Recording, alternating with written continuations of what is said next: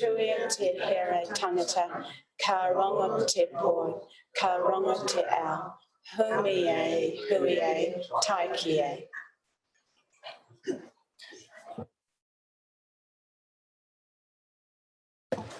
So good morning, everyone. I just want to start the meeting by, we have Councillor Rainey as an apology this morning, and the Mayor as an apology for lateness. She will be here at about 9:30. Welcome Councillor Edgar on Zoom. It's nice to see your face.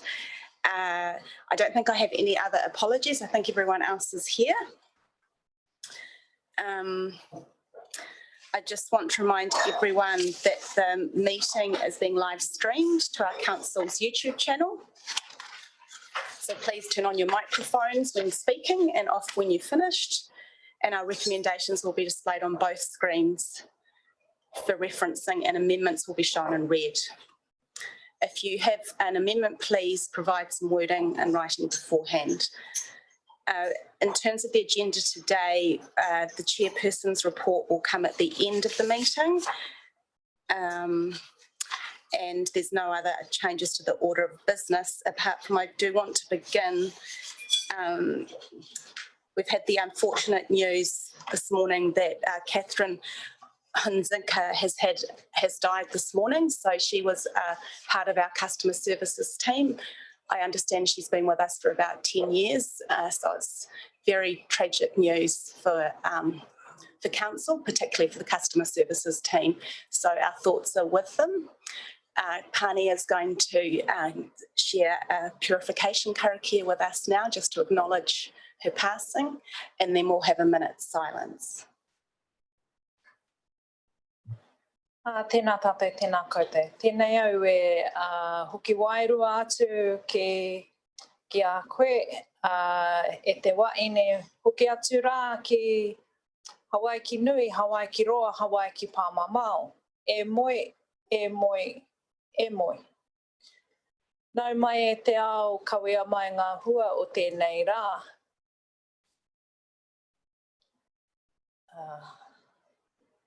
Nau mai e te ao kawea mai ngā hua o... Nau mai e aroha mai. I got quite distracted when you start talking to someone who's passed over and you acknowledge them. The wairua fills you up and you go to another place. And so I lost my thoughts. So I might start that karakia again.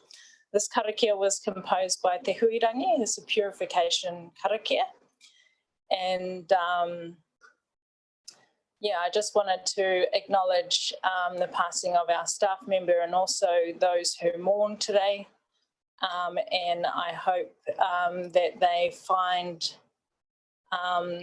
peace in their day and are able to grieve their loss, and that we may also be sensitive to their well-being today. Nā reira, piki te ohara, piki te ora, piki te kaha, piki te maramatanga. Anō nei, I'll start that karakia again.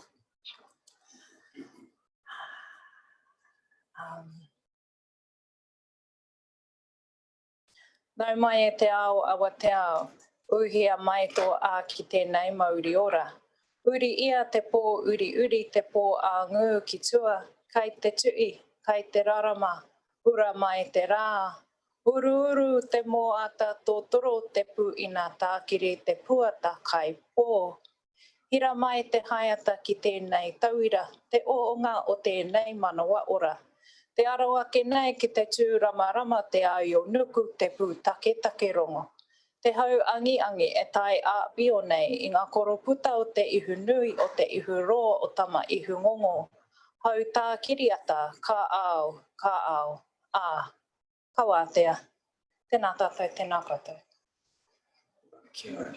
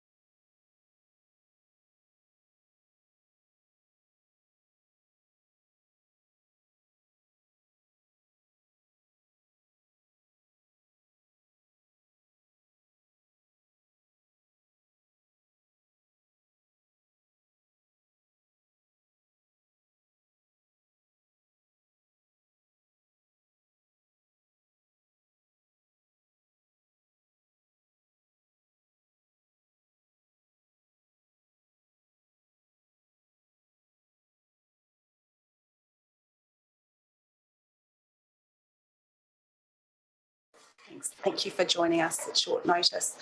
So our thoughts are with Catherine's family today and all of the staff who have worked closely with Catherine over the years. I'm sure it will be a significant loss to the customer services team, and we need to ensure that those members of staff are given the support that they need right now. Councillor Courtney. I will, if it's appropriate now, I'll move the acceptance of the apology and lateness. Thank you, Councillor Courtney, that'd be great. Do I have a seconder? Councillor Bywater. All those in favour? Anyone against? It's carried. So we're going to move on in the agenda to confirming the minutes, which is pages 5 to 9.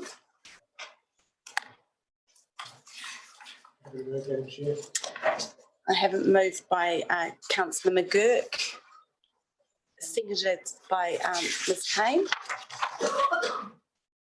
Are there any corrections?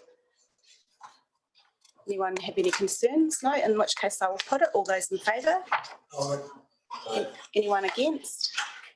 It was 2 strong ayes, but that's carried.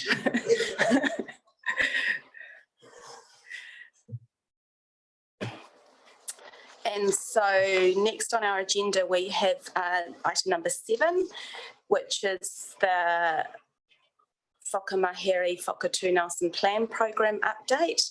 Maxine is going to come and speak to us on that, and I have had an amendment come through from Councillor McGurk on this item. He would like, can we bring that up on the screen now? Is that okay if I just bring it? I'll just speak briefly to it. So we would like the words changed to undertaking 2 phases of public engagement in the 1st in October and the 2nd in March. So it's just changing the words from consultation to public engagement, which I'm happy to change. But Maxine, you might like to just explain why we're changing the wording. Certainly. Essentially, it comes down to the sort of approach that we take for consulting and engaging with our community. Engagement tends to reflect a slightly less formal way in which we approach the community. Consultations usually attached to the more formal processes, either under the RMA or the Local Government Act.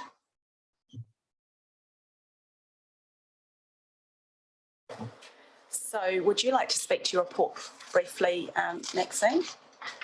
Yes, thank you. Good morning, everybody. This report's one of 2 that are coming to you over the next month.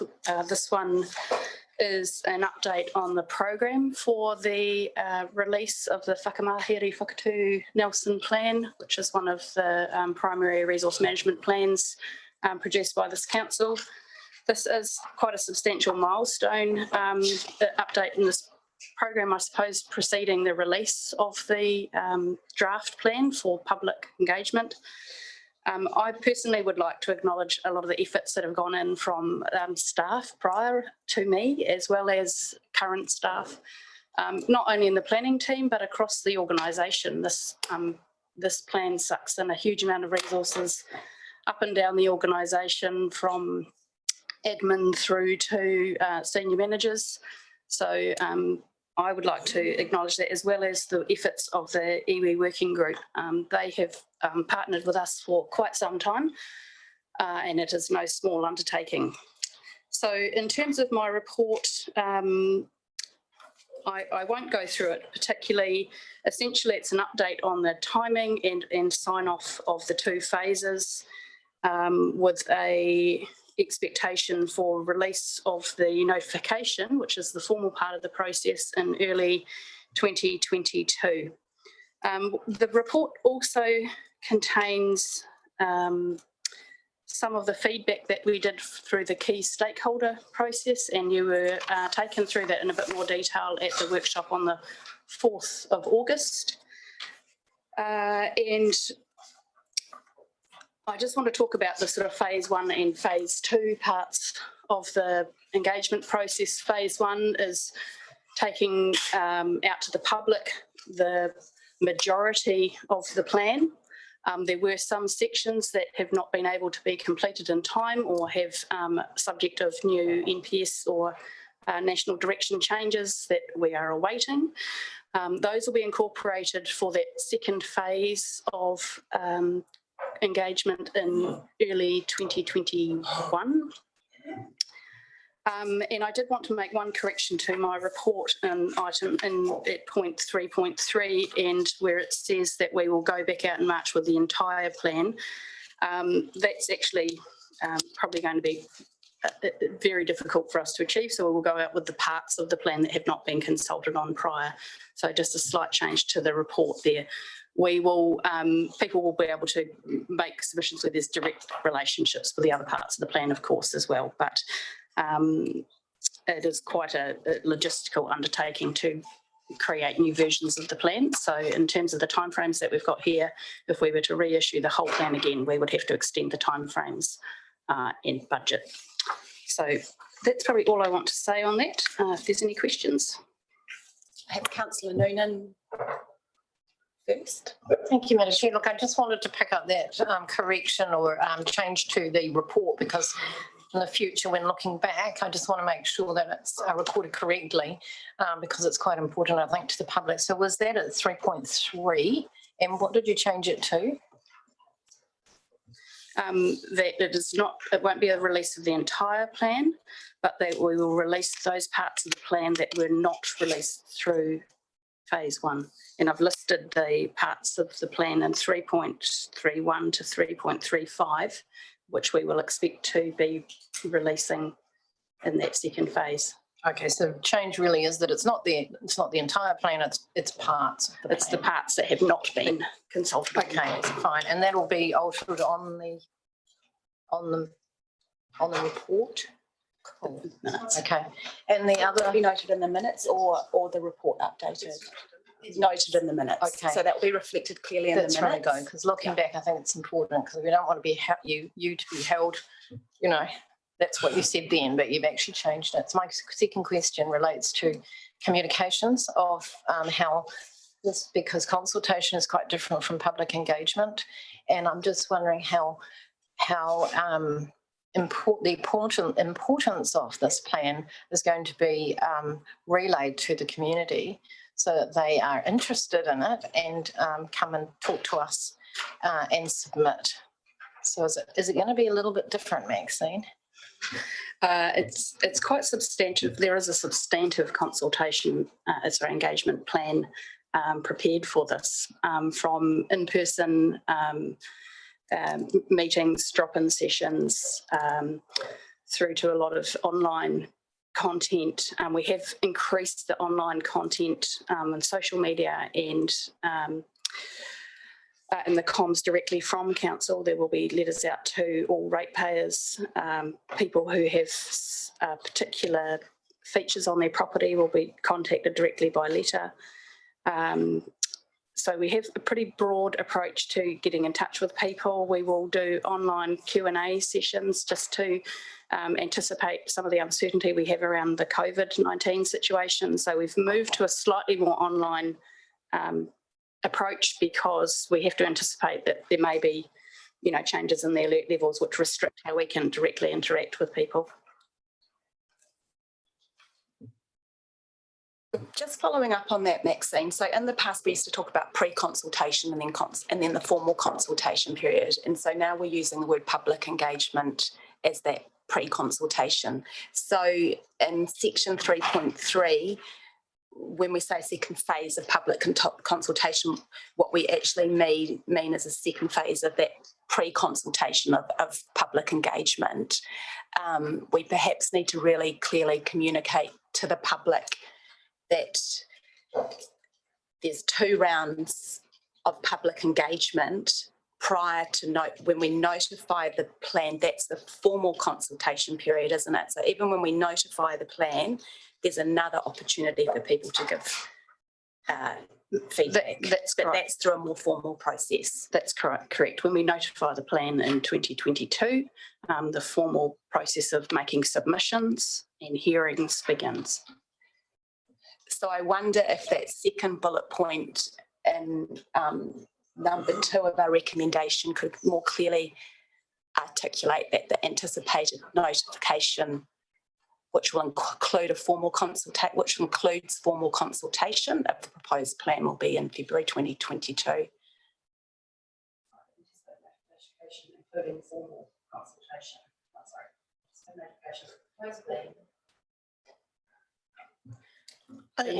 I don't know, sorry, through the chair.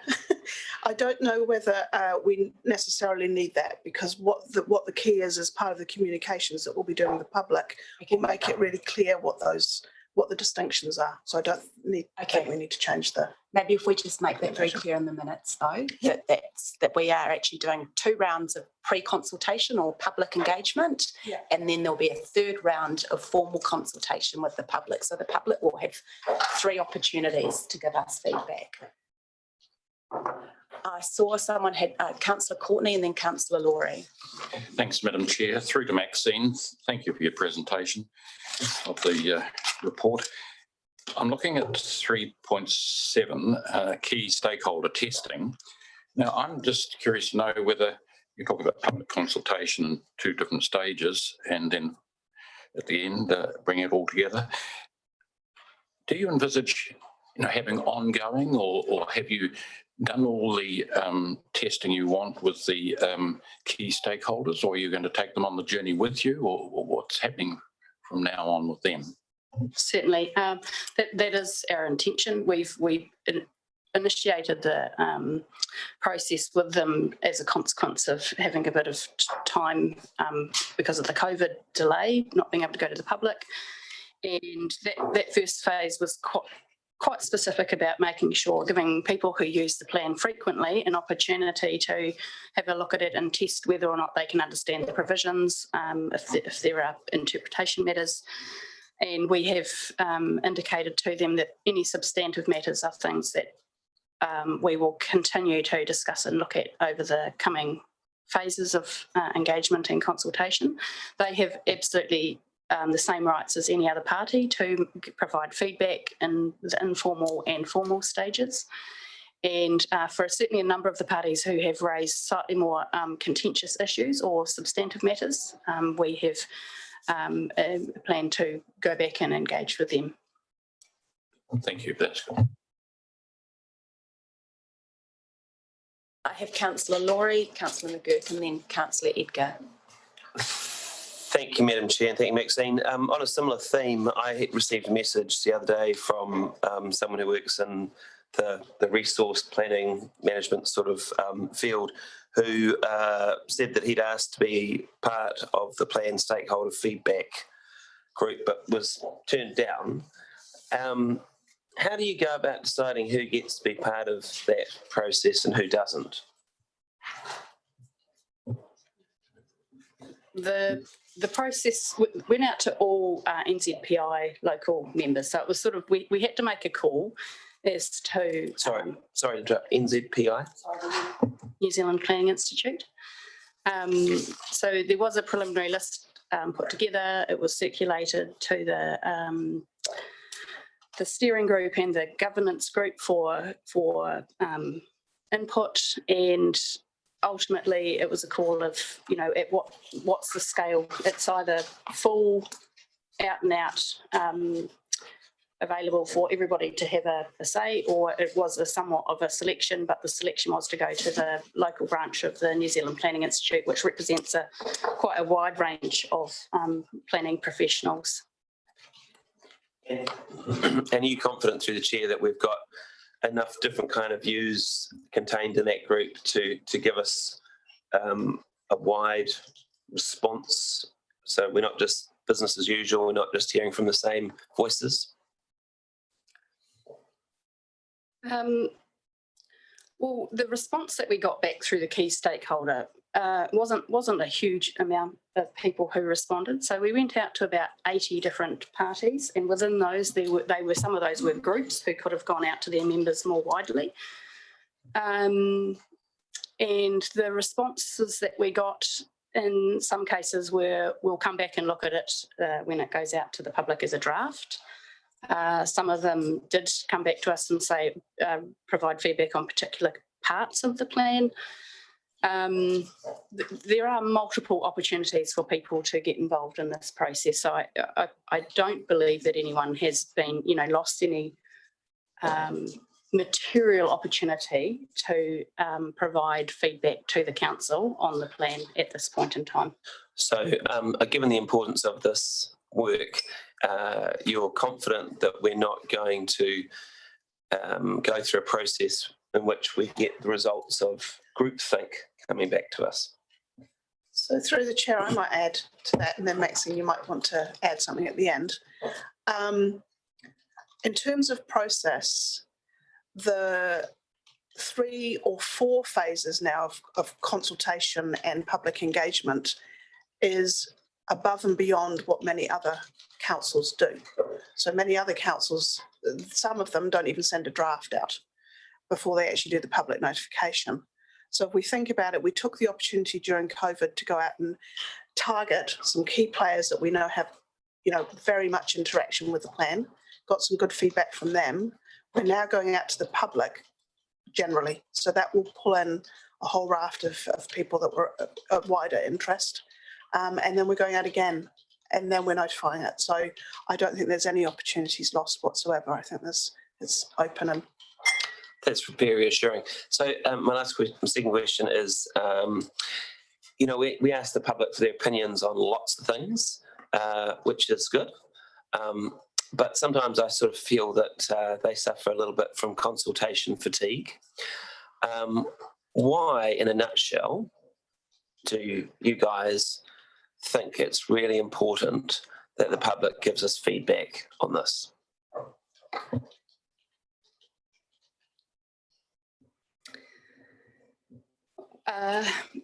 Well, I suppose the Nelson plan is one of the most significant documents that guides how and where we grow, how we manage the impacts on the environment.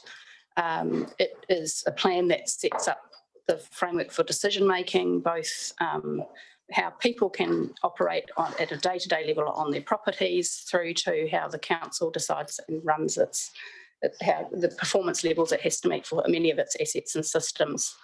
It implements many of the national directions for some of the big environmental targets that the government's trying to achieve. So I suppose from my perspective, it's a very influential document that affects a wide range of people and businesses.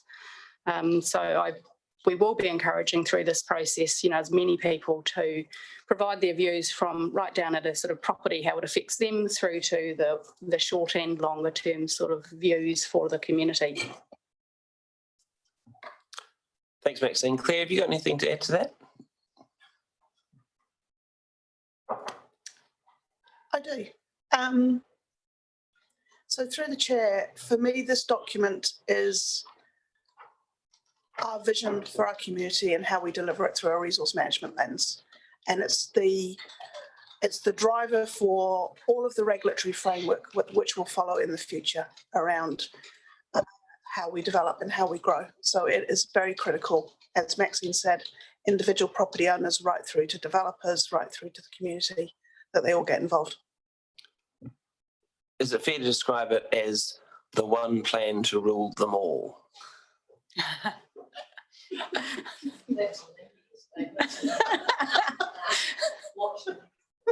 I'm not answering that one.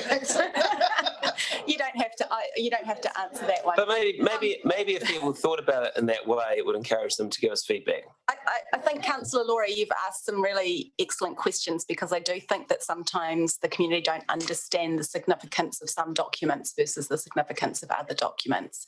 And so we do consult a lot, and we might ask for feedback on something which has a short term or 6 month to 1 year effect on people's lives, versus this, which is going to hopefully last for many years. Hopefully we don't have to do too many plan changes once this is finished, because it has been a significant amount of work for staff and for elected members. Yes, don't underestimate how much work's gone into this and trying to get it right. Not only have staff been trying to get it right, but at a central government level, the legislation keeps changing. So we keep getting extra bits which we have to then feed in. And so some of the stuff which we wanted in there, we can now put in there because we have that direction come from central government, which is really exciting. But it is a large plan, and we need the public to get involved and give us the feedback now. It's far better that we get it now than we get it when it's notified, because we can more easily make the changes now, I think. Do we have, I have Councillor McGurk and then Councillor Edgar have questions as well. I don't really have a question. I'm happy to move the recommendation that's up there. Okay, thank you, Councillor McGurk, and seconded by Councillor Laurie. And then Councillor Edgar, do you have any questions? Yes, I do. I just have a question about the Randerson report, the report that's just come out on the new directions for resource management in New Zealand, and just what impact that may have on our process. So through the chair, I might answer that, Councillor Edgar. I haven't read all 500 odd pages of it yet. I've got the synopsis in my head. And I think that in terms of, there's still a long way to go in terms of that process. So it's a report that with some recommendations.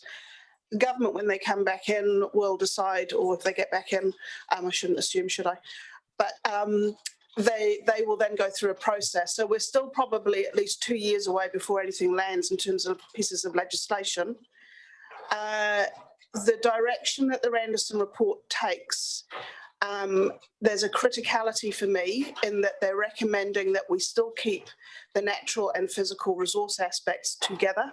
They haven't split them out. So in terms of the functioning of the current RMA, where they're directing it, it will be similar in terms of that breadth of scope, which for me is fantastic. So the other bit that the government will need to think about is that they've mandated planning standards already. And I think that it would be a backward step to start to unravel those in detail. So at this point in time, I don't think that it has a significant impact. I think we continue, we operate under the framework that we have. They've already prescribed various national policy statements and environmental standards. They're unlikely to change, except for maybe some additional provisions that might get added in. So I think that in terms of process, we continue, and yeah. And just in terms of process for this report, you know, it is a bit of a mighty tome of, you know, 531 pages. So has there been a consultation process, or are you aware if there's actually going to be a consultation process with, at the very least, local government about this? I note, for example, in the financial and resourcing implications of the reformed system has a mighty 2 sentences. And I'm quite aware that you know, there would be significant, and I mean significant, cost and time, not just for central government, but for every single council, which means for the ratepayers, to implement these changes. And so, you know, is there going to be, or is there planning to be, a really good engagement process about this? Because I'm also aware that significant precedent setting is such a significant area within Resource Management Act. And so even once you do all the changes, we'll have new precedents set every time something, you know, gets to a ruling. So through the chair, in terms of engagement with local government, with my role as convener of RMG, I've been having conversations over the last week with the regional chief executives. They have been meeting with the Ministry for the Environment chief exec, and there's a process underway so that they can engage with local government of the RM reform. So that's in hand in terms of that process. What that looks like, I don't yet know. Okay, great. Thank you very much. Thank you, Judine. I don't see any other questions. I just have a question or a comment. Actually, Maxine, I have a question. So yesterday, the project team's reporting to the steering group, which myself and Councillor McGurk and the Mayor sit on. And yesterday you, at that meeting, you signalled some concerns around IT and how the plan would sit on in terms of the government's plan systems perhaps not being as easy to use or causing some problems. Could you just expand on that a little bit? Because I think it's something that other councillors should be aware of, and we want the public engagement process to run smoothly, but we're aware that that's beyond our control, and we need to be aware that the public might be a little frustrated if things don't work. Yes, the E-plan is a requirement of the new national planning standards. There are 2 software providers of E-plans currently in New Zealand. We've selected the one that all the regional councils have agreed to go with. It is fair to say that that company is under a massive amount of pressure to upscale to respond to the national demands now being put on it for all councils to have E-plans. The platform is being updated. Sometimes that creates instability issues. It creates problems within the software if that hasn't had time to sort of be tested and corrected. And it is certainly in a development phase. So what we are experiencing at the moment is we are doing our best to make a system that is functional, but it won't be fully functional when we go out in this draft version. People will be able to go in and look through the plan and find the provisions. It won't have the full connectivity through to our GIS mapping layers. Those maps will sit as a separate attachment where people can go and search their property address and find what applies to them. So it will be a little clunky under this draft version, and we will be working to improve the functionality throughout this process, but by the time we get to a notified version, we will need that to be operating at a better level. But from the experience of other councils, there have been some absolute disasters with the E-plans. Auckland's crashed their entire site for a month. Waikato, I think it was Waikato, decided to pull theirs the night before it was to go out because they couldn't get the functionality. So I did alert the governance team to some risks around that software. We have a contingency of the plan being available as a PDF searchable document that will be available online as well. Thank you. I just think it's important everyone's aware of that now, that we are aware that there could be some teething issues, but it is a pre-consultation process. It's a pre-engagement process, so we are working on resolving that, and it's beyond your control at the moment.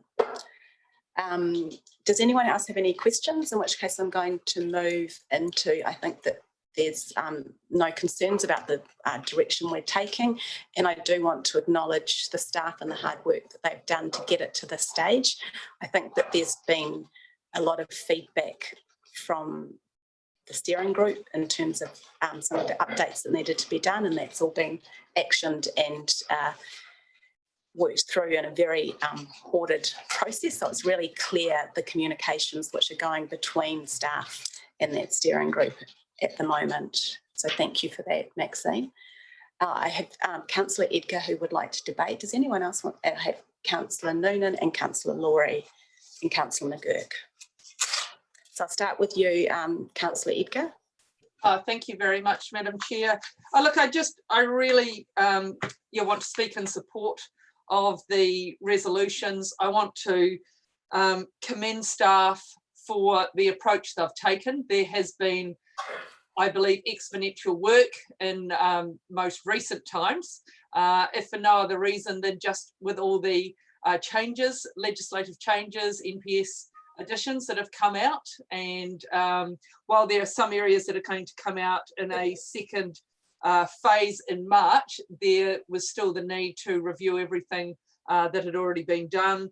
And so I think it's a really good pragmatic approach to be able to do it in two phases. This initial, well, it's not initial, but this community engagement process, rather than waiting further. I believe we could just wait and then something else can happen and something else can happen. So I think getting it out there is really important. I think the testing phase was very commendable. It's actually a good use of local planning resources, especially with those technical areas. And it actually is really heartening to see that in many regards, we actually are ahead of in our direction. We were actually already ahead of where national government was taking us and where the community is wanting us to go. But just wanted to commend the staff, and also thanks to yourself, Madam Chair, Deputy Chair and the Mayor for all of the work that you've put into this process as well. Thank you. Thank you, Councillor Edgar. Next I have Councillor Noonan. Thank you, Madam Chair.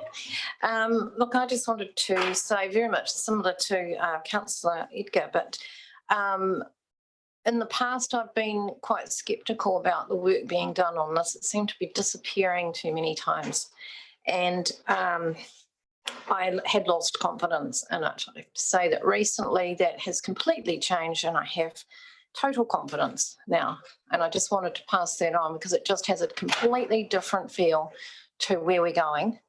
I'm much less, I'd like to say, I felt quite wobbly about where it was previously. So I'm very pleased to see the change that's been made in this area. So thanks to the people that know who that was and how it was done, and it's been dealt with completely differently of recent times. I think the important part going forward is the comms and how that's going to relate to the public and their engagement. And I would really like to see a lot of public engagement, interaction. I think you'll probably be using us as helpers in that. So we will need a little bit of training to know what to hear and how to pass concerns. We're probably a conduit, I think, certainly not an expert sitting here. But very happy to mix with the public, and we really enjoy that part of our role is the interaction with the public. So I just wanted to say thank you. It's got a completely different feel from the past, and I'm really pleased to support this. Thank you, Councillor Noonan. Next I have Councillor Loring. Thank you, Madam Chair, and thank you, yes, to all the staff who got us to this point, including staff who are probably working in other places or have grabbed other opportunities that are out there. And there's been a huge amount of work and a whole raft of people involved in getting us to this point. I'm particularly excited about the provisions in the plan for the sort of smart intensification that could really make a difference in Nelson Whakatū. And in particular, I'm talking about partitioning, taking existing larger homes and cutting them into 2 dwellings or possibly even 3, and the opportunity for people to put second dwellings on their properties as of right.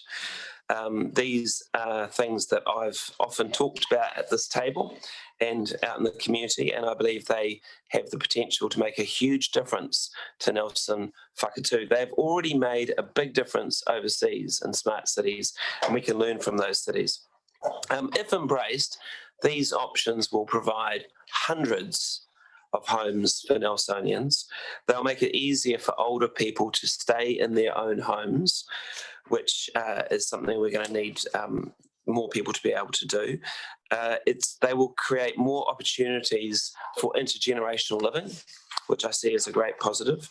And the pluses are just there's just so many of them. The future, this future can also be one where urban sprawl is reduced, and it can even improve things like loneliness.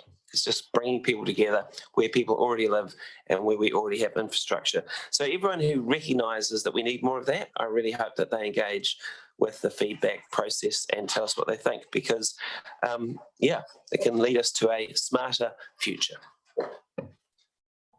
Thank you, Councillor Laurie. Councillor McGurk. Thank you, Madam Chair, and through you. It probably comes as no surprise that I'll speak in support of this recommendation. This actually resolution marks a significant milestone in the process. It's been a long time coming. I think we started 6 years ago, more than 6 years ago on this process to get to this stage. And there's probably two analogies that I draw. One is that is building cathedrals, because I think pretty much we had almost a complete turnover of staff. There's some there, there's some come and gone, but like any good cathedral, is the people who started it aren't necessarily the ones there at the finish. But I need to acknowledge the all the staff and other consultants who have been involved in this process for their expertise and their diligence in bringing this product to the stage. It'll never be completely complete, but we have to work what we have. Which brings me to the second analogy. It's a bit like a rugby game that we've started, but the rules have kept being changed as we've been playing the game. Being clever and adept as we've probably anticipated many of those changes, so we are in a very, very good position. So again, thanks to the staff for that. But the landscape literally and figuratively has changed quite significantly over the duration of where we've got to now. I'll put up the word there, substituted consultation for public engagement, because to me the word consultation had a more formal feel to it, and that's not really what we want to do. This is actually engagement. This is the opportunity for all members of our Nelson community to have input into their plan, their opportunity to have their fingerprints on it, so to speak. On their plan, because this will shape the city for the next 10, 20, 50, 100 years and beyond. So as picking up something Councillor Laurie said, is it's actually critically important that the members of the committee do have a chance to have their input. And what will make a good plan or make a good plan even a better plan. And I would encourage them to have a look at the plan and look at what they like and what we could improve. That's really all I really want to say. There are some really exciting changes in there about the future. We're talking about things like medium density, medium residential zones, which allows for more intensification. And there are some outstanding environmental programs that we can bring to the fore in terms of water quality, our coastal environment, and our natural backdrops and things like that. So there are some really exciting things there. I think the public will hopefully embrace and endorse. So that's all I wish to say for it. Encourage members, if you've got a light read, please read the plan from cover to cover. It's a riveting good read. Thank you, Councillor McGurk, and I do want to acknowledge how much work you put into reading it from cover to cover and ensuring. I'll turn my mic off. Thank you. Thank you, Councillor McGurk, and I do want to acknowledge how much work and time you've put into reading the plan from cover to cover and making sure that this draft is going out as best as it can be. This has been a very long, slow process, 6 years. I remember, so probably 6 years ago, we thought we would be having hearings in that triennium, and here we are now, probably not having hearings for another few years. So we've still got quite a long way to go. Getting to this stage is a significant milestone, however, and I think that in my learning and over those years, one of the reasons why the Nelson plan is so important, but whilst it's also really hard to get the level right, is because the RMA is all about protecting the environment whilst allowing for economic progress or prosperity. So you have two kind of polar opposites trying to meet together and find a path forward. And often what we find is that some of our community want the environment protection to be much stronger, and other parts of our community want to allow for that development and that progress to occur. And over these last few years, one of the exciting things is I think we have become closer together and more aligned in understanding how we can achieve both at the same time. So Councillor Laurie touched on that, how we can allow for intensification and utilising our already built environments to allow people to live, address that connected communities, address loneliness, so we can shape our plan which ticks both of those goals and supports people and the environment to take better care of each other. So that's one of the most exciting bits for me, is that I see a plan shaping towards the future where humans are thinking much more of their built environment and their natural environment and how they want to take better care of it rather than exploit it. So I think that we are making progress, even though it's been a slow journey, and the alignment is happening, and I'm looking forward to hearing from the community, because I hope that we have managed to get that balance right. So I will, if there isn't anyone else who wants to speak, I will put the recommendation. All those in favour? Aye. Anyone against? No, that's carried. Thank you very much, everyone, and thank you, Maxine, and your team for the incredible work that you've done on this. And Claire, well done. Things take time. Yes. So we're going to move on to item number 8 of the agenda, the Environmental Management Group Quarterly Report. And Claire will speak to this along with some of our officers who are in the room. We have a team here. So through you, Madam Chair, I might get Mandy to come to the table, only because she's not sitting by a microphone, whereas the others are in the front row, so I think we're okay. And if need be, Brent might have to come forward if there's any questions, but we're going to take this report as read. Because this is a wrap-up of the last 6 months, it's taken a little bit more work to compile the content of it. It would be fair to say that there has been a raft of work going on, irrespective of the fact that we have had lockdown during that period. The teams have still been able to continue with their business as usual. On the whole, there's very few things or aspects that weren't able to be delivered.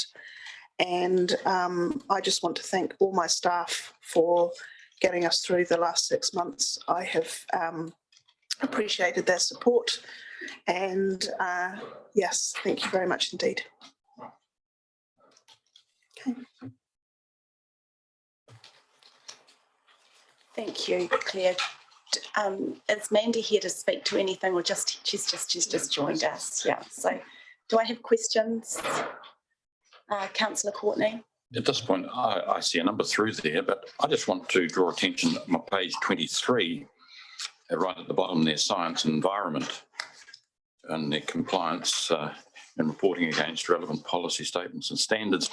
There were no exceedances of the national environment standards for the air quality during the last 12 months. This is the first time since monitoring began in 2001. And now, is that a good news story that we should be shouting from the rooftops? I'd like to comment on that, please. Through the chair, yes, actually, we probably should. So we'll do something about that. Do we commend the community too for the large part they play in that? Certainly, it's a team effort, yes. You know, the work that we do, the work that my team does is just monitoring it pretty much. We do some behaviour change, but we're addressing equality through a lot of efforts, but also, yes, it's the community who does it in the end, and that's where the commendation should come. So, yes, quite right. We hadn't picked up on that. Thank you for that. And I think it proves too, to me anyway, Madam Chair, probably you, everyone around the table, that the education that's gone into this, the education, the training, the helping the community to understand their responsibilities is genuinely, definitely paid off.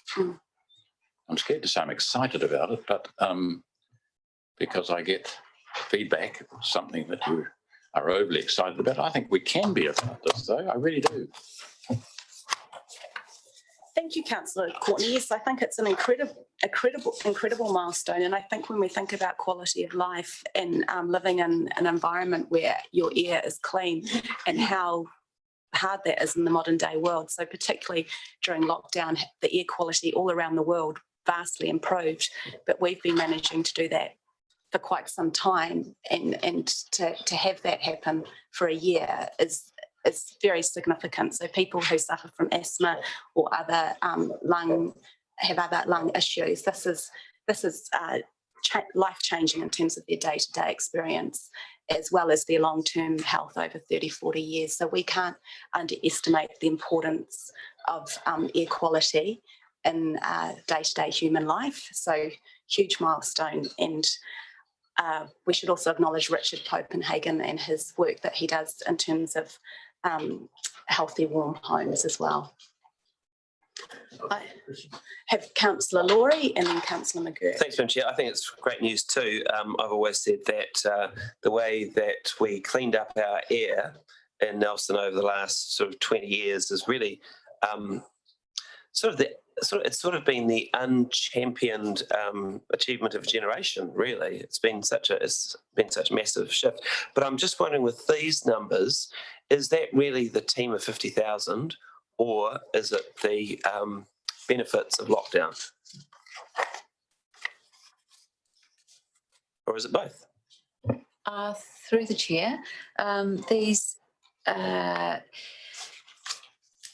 you know,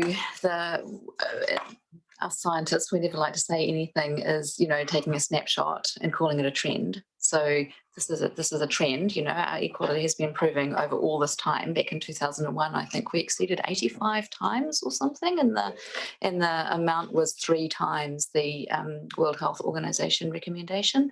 So this has been a trend, and we've talked a bit about the air quality over lockdown, and the fact that some of lockdown was during very warm weather and there weren't fires, and some of lockdown was when it was slightly cooler and there were some fires.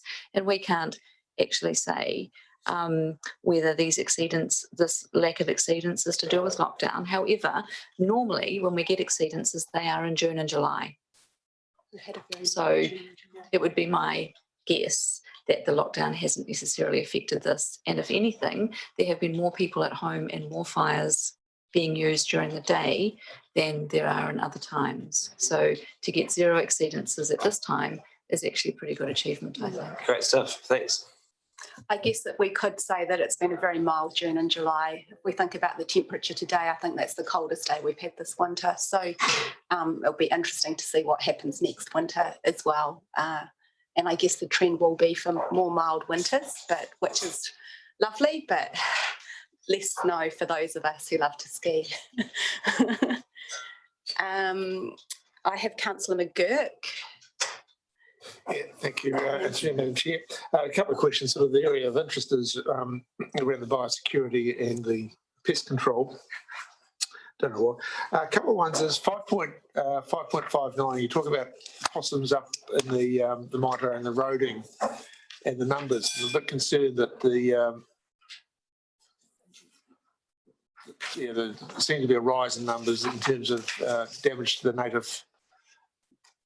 What I read in the report is it's quite active in the native forest area. Consequential damage. But more importantly, seem to be the main predator of the Powellphanta. Can you tell me, what actions have got planned, looking forward in terms of possum control in that area? Through the chair, we don't know if there's actually been an increase because this is the first time we've done a comprehensive survey up there. So over time, we will be looking, hoping for a decline. And this survey was the baseline to enable us to develop an operational control plan of some kind. So at the moment, there is a man working in the catchment trapping for fur, for skins. However, we're not sure if he's able to make much of a dent. So what we need to do with this information now is go away and have a look at it, where the possums are and his activities and what might need to happen next. So we should be able to bring you some more information in a little while, and perhaps that operational plan if you'd like to see it. But it'll be a little time in in its making. So you're not this stage just doing research, doing just collecting data and doing more research for in terms of a more landscape approach to that. Thanks. Next one is, can you tell me more about the water salary in Stoke and 5.72? Because they're talking about some other options about controlling. Through the chair, so the water salary in Stoke is awful, and we have currently working through with our utilities counterparts, obviously who are concerned because those waterways also function as stormwater channels and there are culverts in them too, through a monitoring regime and an operational plan for the removal of that. And so we have a resource consent application in play, and we've received an assessment of environmental effects, and the Environmental Protection Authority also has requirements that we're going to need to meet in our operational plan. So although it would be great to just go in there quickly, because of the sensitivity of the area and what we're wanting to do there, we need a really good plan that's addressing those requirements, and that's being developed. And my final area of focus is the Sabella down at the marina. I see there's 2 incursions, and I'm looking at referring to 5.64 and 5.72 in the report. We obviously did the summer patrol inspections. Were the incursions found in the marina as part of those inspections? And bearing in mind is that recreational car for the vectors, and I'm only surmising there's probably a likelihood we're probably getting more craft coming in from other parts of the country. Do you see it as a risk of more incursions and those being undetected? Through the chair, there is an ongoing risk of incursions, and so we have an ongoing inspection program. And I'm just struggling to remember whether it's twice a year or quarterly. I'm sorry, I can't remember what the program is, but there isn't twice. It is. Thank you, Councillor Courtney. And I think that, like anything, there's monitoring, there's action, and there's education. So one of the things that wasn't able to happen during lockdown was an education workshop with vessel owners and people who use the marina, and we're just going to have to keep on plugging that. And we need our, I mentioned in the workshop the other day, we need our counterparts from all of the other ports where the vessels come from to be doing the same things as well. And it also depends on the time of year about what the risk of not being able to respond in such a timely, it matters when they reproduce. So we do have an eye on that as well around the development of our monitoring program to make sure that when the risk is the highest, we're keeping an eye out. Does that answer the question? Yeah. Thank you. Thank you, Councillor McGurk. I'm actually going to go to Councillor Brand now, and then I'll go to you, Councillor Skinner, because Councillor Brand had sent an email with some questions around salary and some other things. So I know you've had an email back, but let's have your questions in the meeting as well. Thank you, Madam Chair. Yeah, just sort of followed on about the water salary and the Vietnamese parsley. I was interested to know about how that would be managed and the appropriate funding had been included in this. And previously, we'd had the workshop discussion around the spraying on the top, and that the part of the management plan was letting that die down, and then we were talking about how to remove the root structure itself, because that's what creates the problem. So Jo is fantastic and sent a very great email. So there's just some extra bits that she had in the email that she didn't respond to Brian. If she'd just like to add them, that would be awesome. I'm sure everyone would be interested. My apologies, yes. So basically what they have done as part of the operational plan is they've identified which sites are the most critical to start on. So that's going to be Saxton Creek from Champion Road to the start of the new capital works. which is approximately 2,500 square metre application area, and all the celery will be sprayed there. Orphanage Stream spraying from the start of the upstream infestation, which is a site called Cottons at Bridgewater Lane, and spraying the main channel down to Orphanage Pond to establish an open wetted channel down the reach of the stream. So that's not necessarily spraying all of the celery there. It's about making a channel. And then Pullman Valley Stream, targeting Vietnamese parsley as the primary target. And so there's from the upstream reach where the infestation is down to Whakatu Drive at the Seaview underpass. And so the spray will kill the whole plant, and the removal of the plant material is going to be managed to reduce the impact of sediment in the stream channel. And that might be a bit horses for courses depending on the substrate of the stream channel at the particular place we're talking about, and whether the whole is going to be targeted or just portions. So I can't tell you exactly what the method is going to be for each of those sites. And so Councillor Brand wondering about budgets. At the moment, this is going to be mostly paid for out of the utilities budgets because we don't have a budget for biosecurity operational response. We have a budget that is for implementing our regional pest management plan, and that is used for a contract with Tasman District Council, who are doing that work for us, and that's about the regulatory pests and responding to them. This one isn't a regulatory pest. It may be in the next iteration of the plan, and so what we don't have is an operational budget. And so the cost of it is falling on the asset owner. And it's actually similar with the lake snow and the reservoir as well. And when we had myrtle rust and its impact on trees in the parks and reserves area. So there's a bit of a balance between responding to emerging pests, and I think it's always going to be a support between the science team, who are providing technical advice and hopefully some operational support, and the asset owner who is responding to this impact on their asset. And so through the LTP, or the Activity Management Plan budgets, we're requesting an extra $40,000 per annum to respond to emerging pests, and also a half an FTE biosecurity officer whose time would be able to be spent on those non-regulatory pests. Yeah. All good? Did you want me to ask my other questions now? Or? Yes, that's great. Thanks, Okay. Councillor.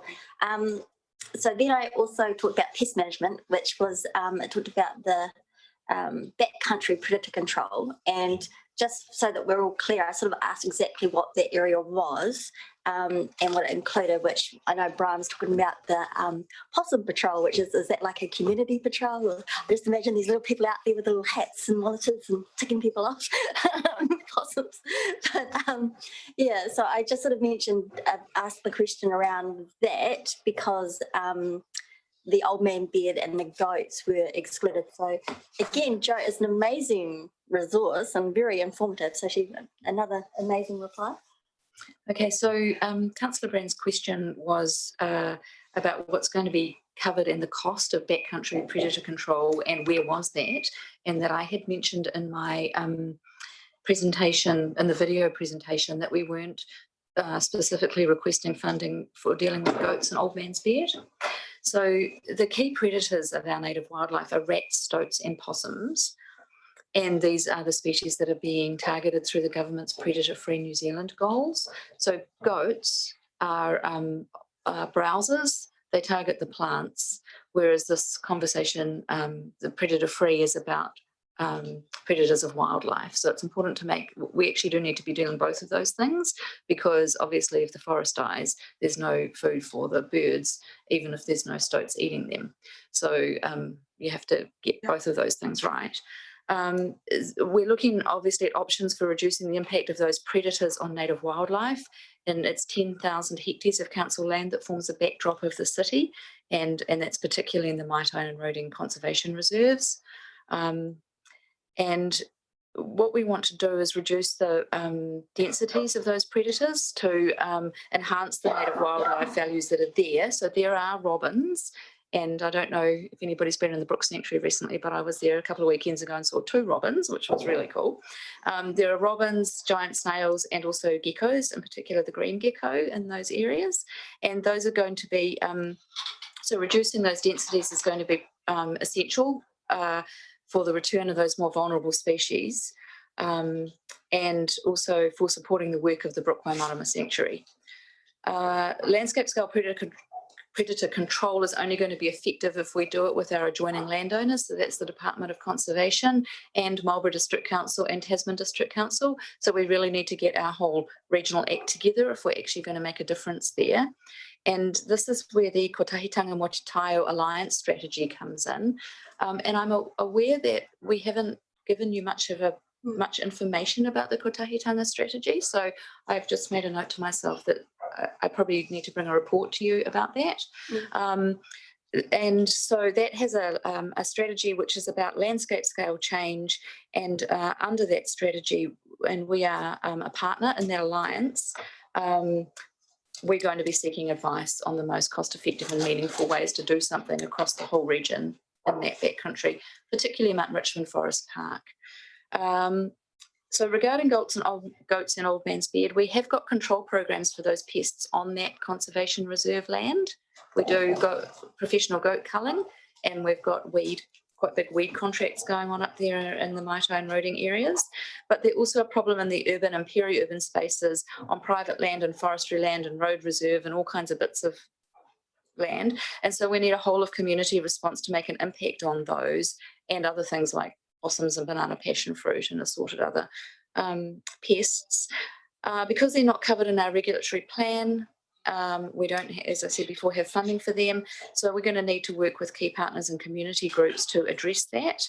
And one of the things that I have got in our activity management plan budget is some funding to support Tasman Environmental Trust, who are doing a lot of work with community groups in Tasman and wanting to extend their work here into Nelson. And they might be able to support groups who want to start something like Project Divine. So yeah, so it's a very long answer, but it's a complex field, and this is all the information I gave to Councillor Brand. So. And that's awesome. And I just have that last question about wetlands, because this was quite of interest, and about the wetland mappings and the condition of the monitoring. And I was trying to understand about how private landowners that have wetlands or plan to develop wetlands in their development are monitored, and do we include that in our thing? So again, another great answer.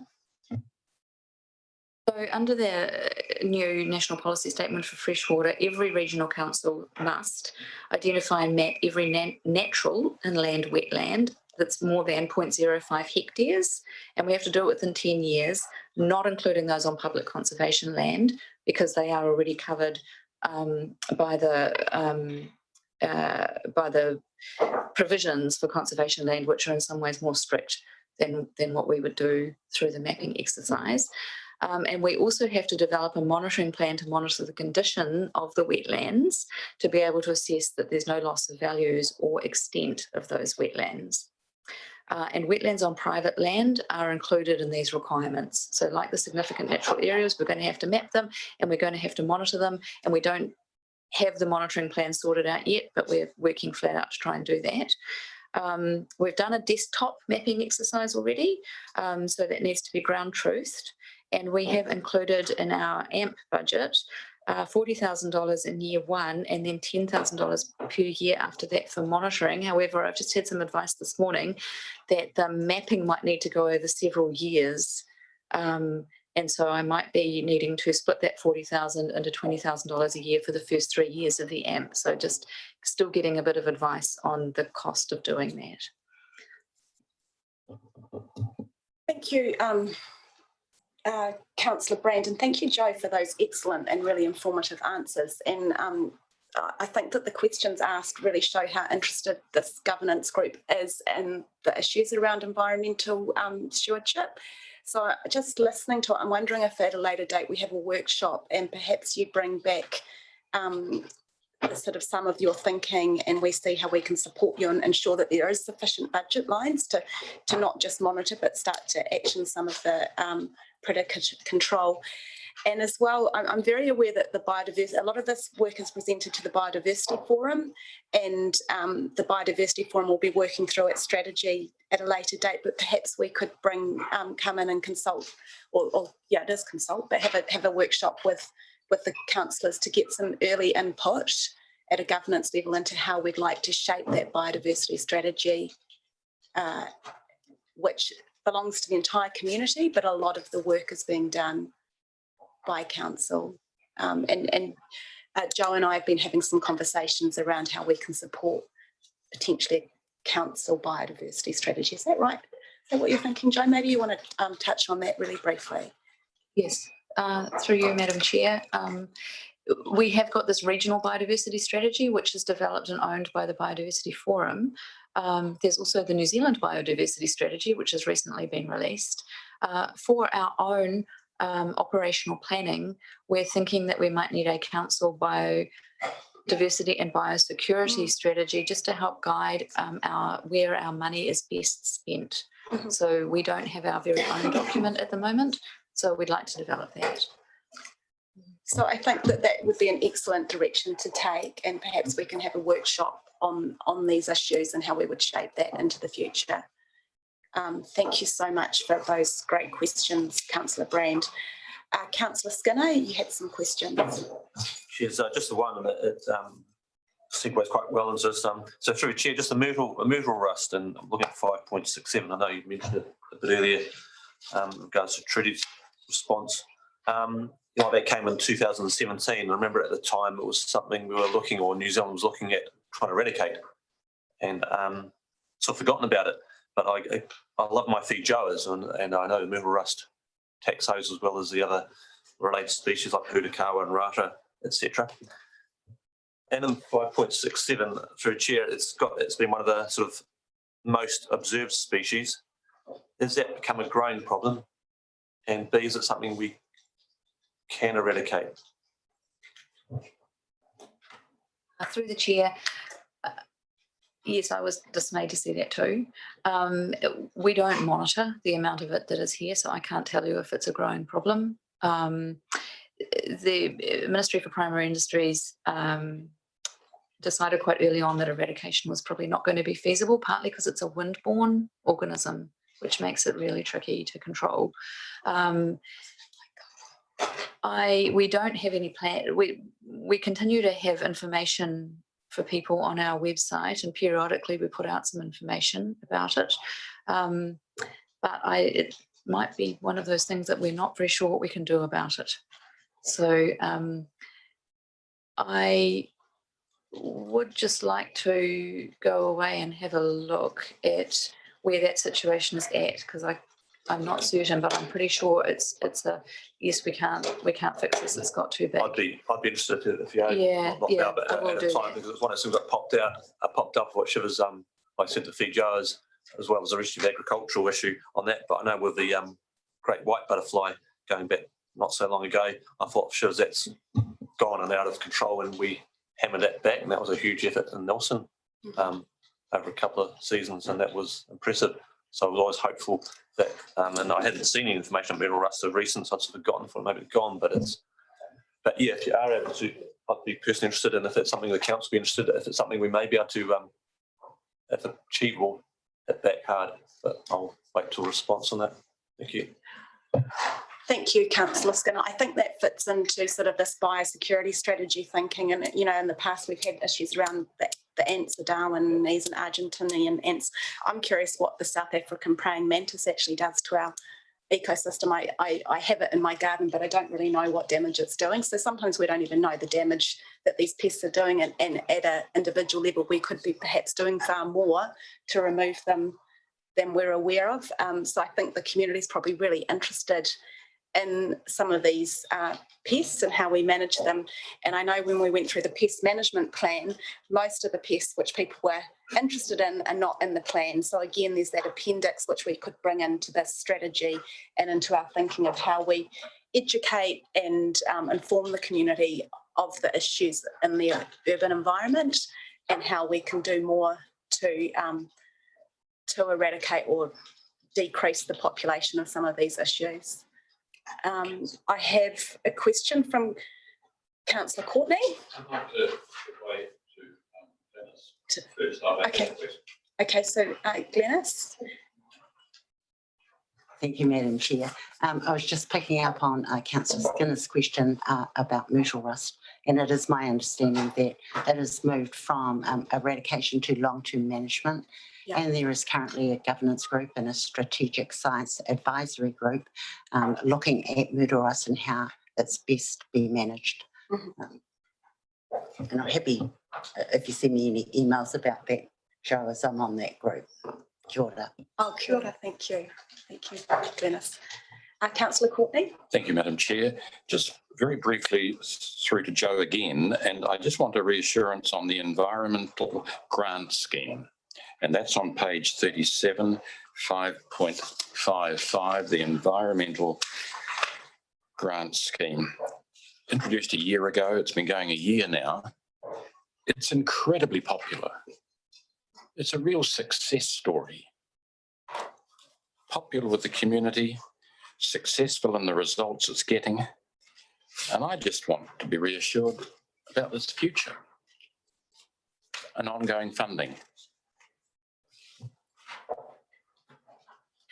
Through the chair, we made the mistake of advertising at this time, and in this one round we have received 61 applications, whereas last year it was 60 applications for the whole year. So I'm joking about the mistake. It was actually a good thing. That's great to see so much interest from the community in undertaking these projects. They're currently funded out of 3 funding streams. They're funded out of our Sustainable Land Management Program, our Nelson Nature Program, and our Healthy Streams Program. And depending on the type of project it is, they get divided up between those 3. So we rank them and prioritise them and fund the ones that are the most feasible. And yes, it's important to us too, because along the lines of what I said the other day, we can't do it all ourselves. We actually do need the community to do it with us. And this is one way that we can stimulate that. So Joe, do you want to add through the chair the issue around the MPI funding part component of that and when that runs out? Yeah, so through the chair, quite a few of those projects are funded through the Hill Country Erosion Fund grant that we received, which is $1.2 million over 4 years, and we're in year 1, year 2 of that at the moment. And when that stops, we will not have a funding stream of that much money for that program. So I'm sounding like a stuck record, but we have put a pitch for some funding for the Sustainable Land Management Program into our AMP budget as well, to support that. Thank you. I have just 2 more questions. One about the spatial plan for the CBD, and another a building, one on the building. I noticed, Madam Chair, that on page, I think it was 32 of the report, the officer's report here, it makes mention of, where is it? Here under strategic direction, focus on page 32. The key strategic direction of the team is to complete the city centre spatial plan by the end of the year. But when you go back to page 28, and this is, I want some clarity on this, page 28B, it says the city development shift to the innovative streets work has resulted in delays to other programs, and the one that especially highlights there is the spatial plan. So I do see a contradiction there. We're saying on one hand that because there's emphasis now on the city development's team shift to innovative streets work, that the spatial plan is being delayed. So my question's obvious, isn't it? You know, yes. Can it meet its target of completing the spatial plan by the end of the year?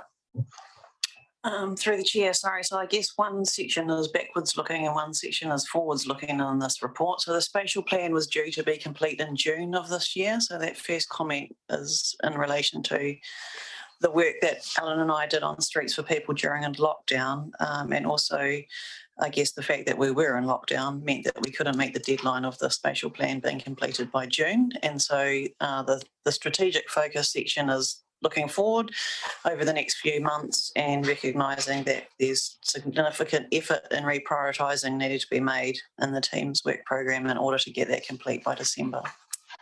So you're very positive with the rearranging of work. Yeah, I guess we'll be talking about that more next week in the Streets for People deliberations. The other one was under the building section there on page 30, and I just noticed there it said that the initial MB audit audited the aspects of our business, and it was carried out in January 2020, and the focus was on compliance schedules, building warrant of fitnesses, pool compliance, and so it goes on.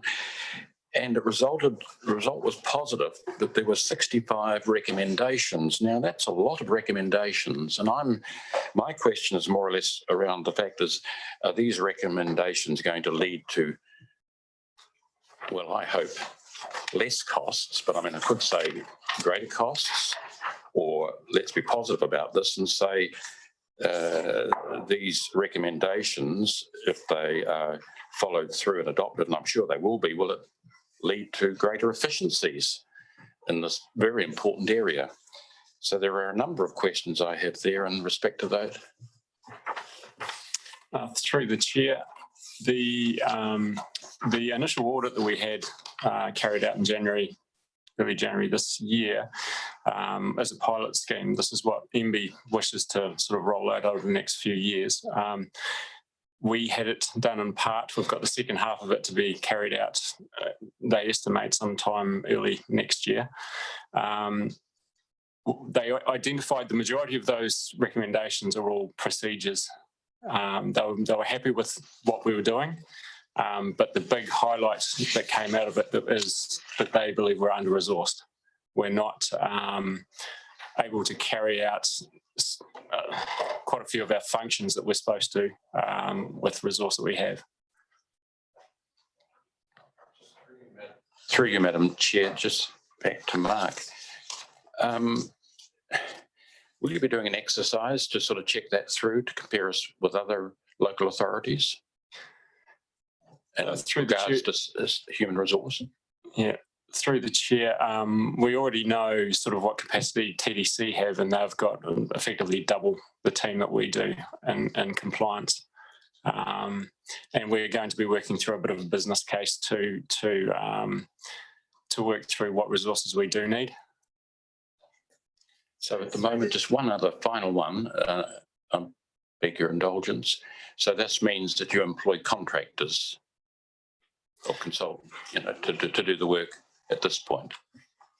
Currently, EIL are contracted to do investigation work for us, and then that comes. They make a recommendation, and then we follow up on that. The rest of the work is done in-house by staff, but we don't have the resources to do and follow up on quite a bit of the work that we probably should be. So through the chair, I just add to that we've recognised that on the recommendations of MB. The two areas that are at issue are our quality assurance work and our compliance work. And I think I signalled at the AMP discussion the other day that we're aware that particularly in the compliance space, Tasman District Council is making quite a lot of money from their compliance work. So what we're looking to do is ramp that up so that we can actually deliver, but actually deliver a cost neutral thing to council. So we're just working on that at the moment. Thank you.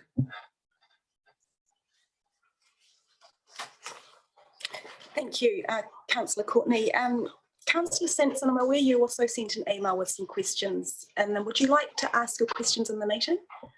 Not at the moment, thanks. I'll let you know if I'm keen to. Okay. Ask them. Okay. Do I have any other questions? Councillor O'Neill-Stevens.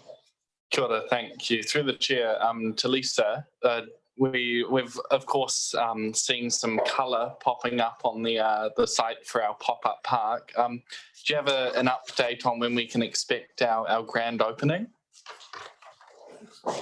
Yep, through the mayor, it is pretty exciting watching the pop-up park take place, especially because we can rush to that side of the building and look out the window and see everything when there's movement. It's also been a little bit frustrating at Nelmac pack up at 4 o'clock in the afternoon. And anyway, so the pump jack arrived yesterday and the experts are down from Auckland to put it together. And we're really aiming for, I guess the fences will be down and people will be able to use the park on the 21st of September. I'm not sure that there's going to be a grand opening as such, because we are still in level 2 and we don't have any fences, so we don't want to be having bounces and keeping kids apart while they're playing basketball and things. So we might have a bit of a soft opening, and then the events team is wanting to curate some events maybe in November and December when it's fully functioning. We've got the giants who might come down and shoot hoops with the kids, and they've also got some great ideas about having bike fix-it days and things. Casey wants to, so it was Māori Language Week, the first week that it opened, so there'll be a bit of action down there with a coffee cart and some encouragement to use te reo to order your coffee. And the only delay with the pop-up park is that we've been having trouble with the building consents team. They keep rejecting our application for the door into the library. So the door is a little bit delayed. So the park will open and that the pump track and the basketball will be available for use.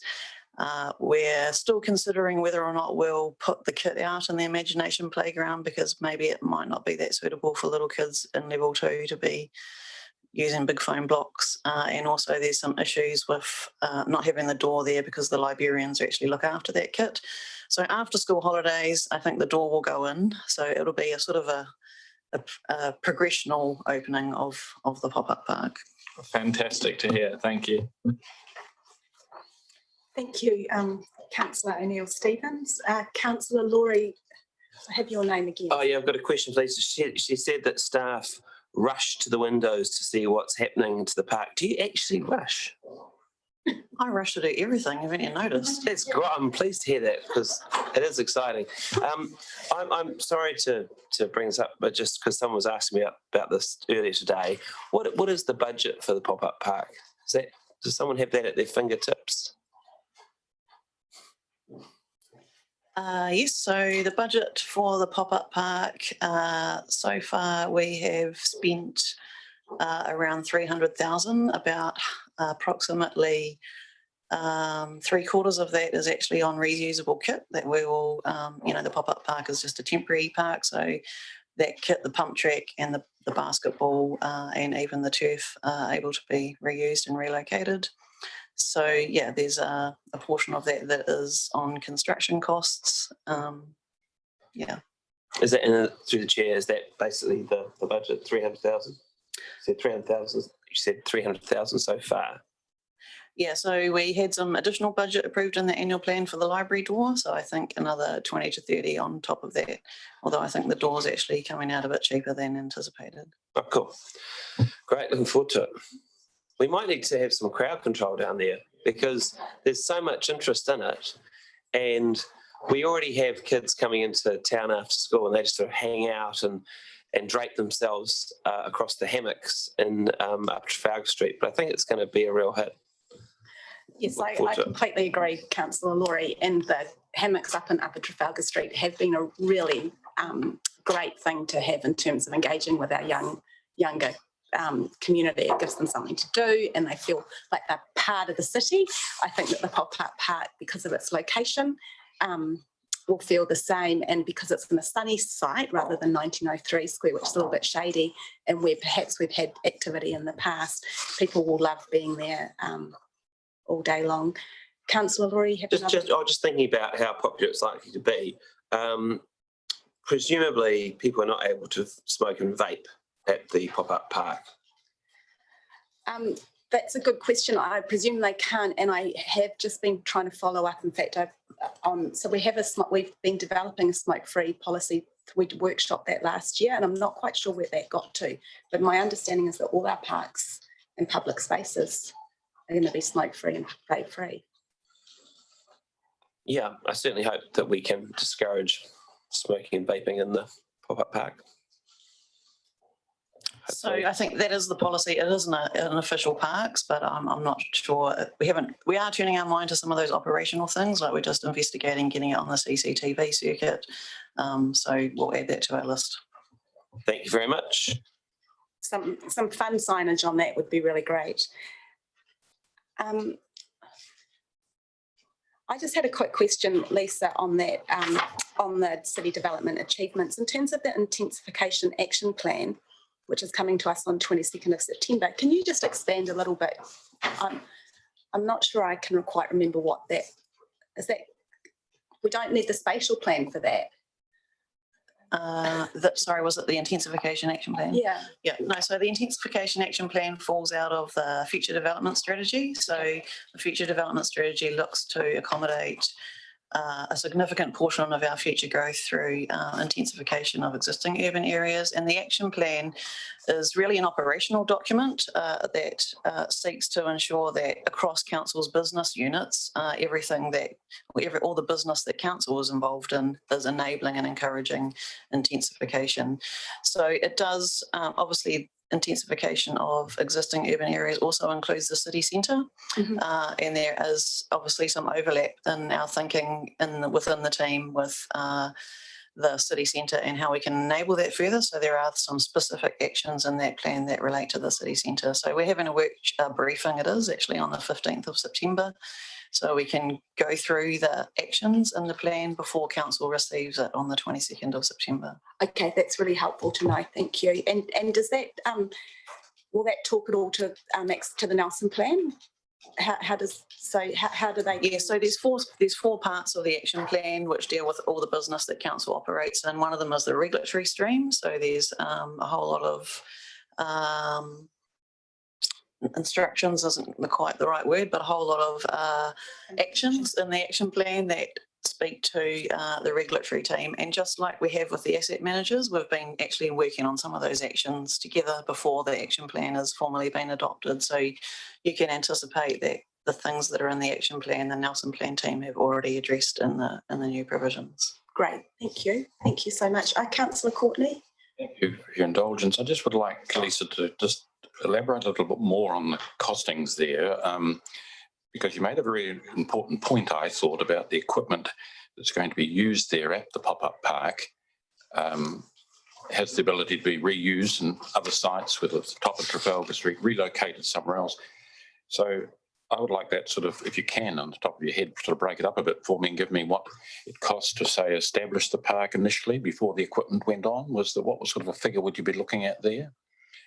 I would have to, through the chair, I'd have to circulate that. I do have those figures, but I can't remember what they are off the top of my head. I know that I also have funding in place for the disestablishment of the pop-up park through the LTP, but the majority of the costs are associated with reusable kit. But if you want the exact figures, reusable kit, you call it, yes. No, well, I have been asked this quite a lot, and I've been telling them of the cost to establish the area and excluded the equipment that's going on it. So I just think it could be helpful to know what the breakdown is, really. Thank you.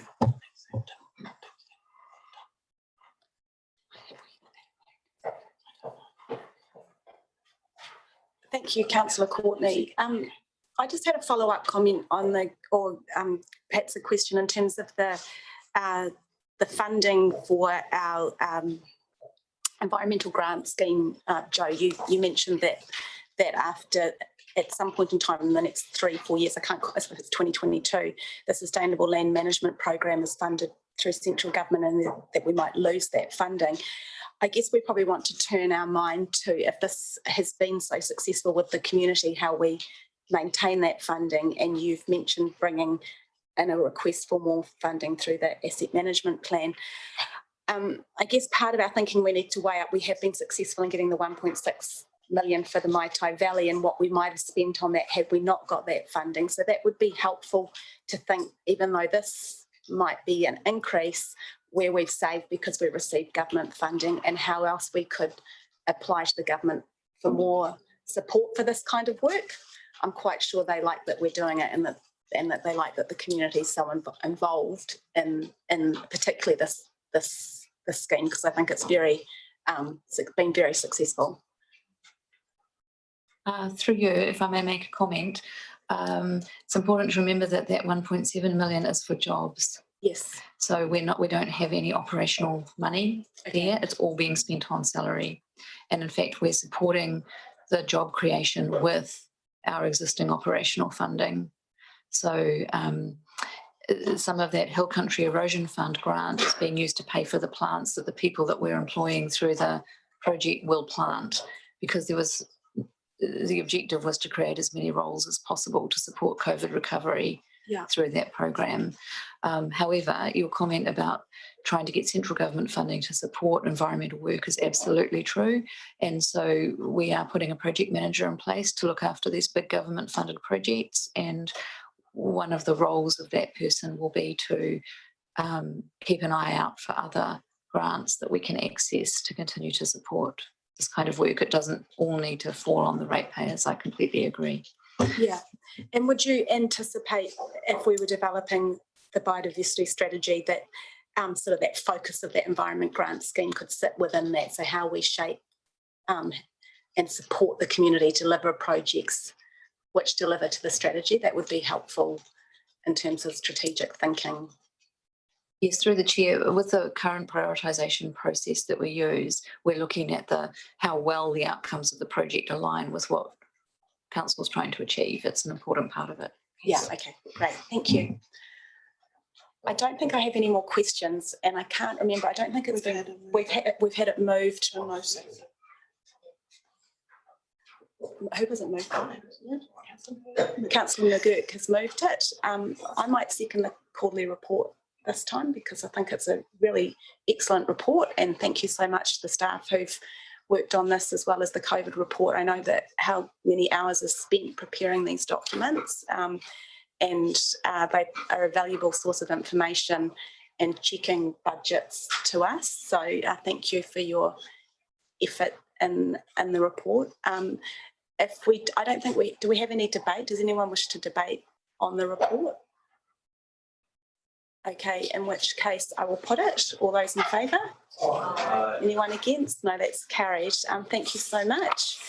I think we're going to take a 10-minute break or a coffee break, 15 minutes. We'll start back at 11 and we'll just have the chair's report left on the agenda, I think. Just double check. Is that right?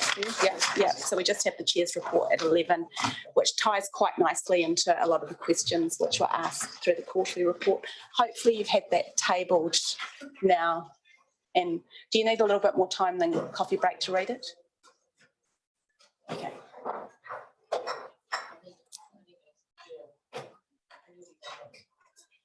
Oh, you want to read?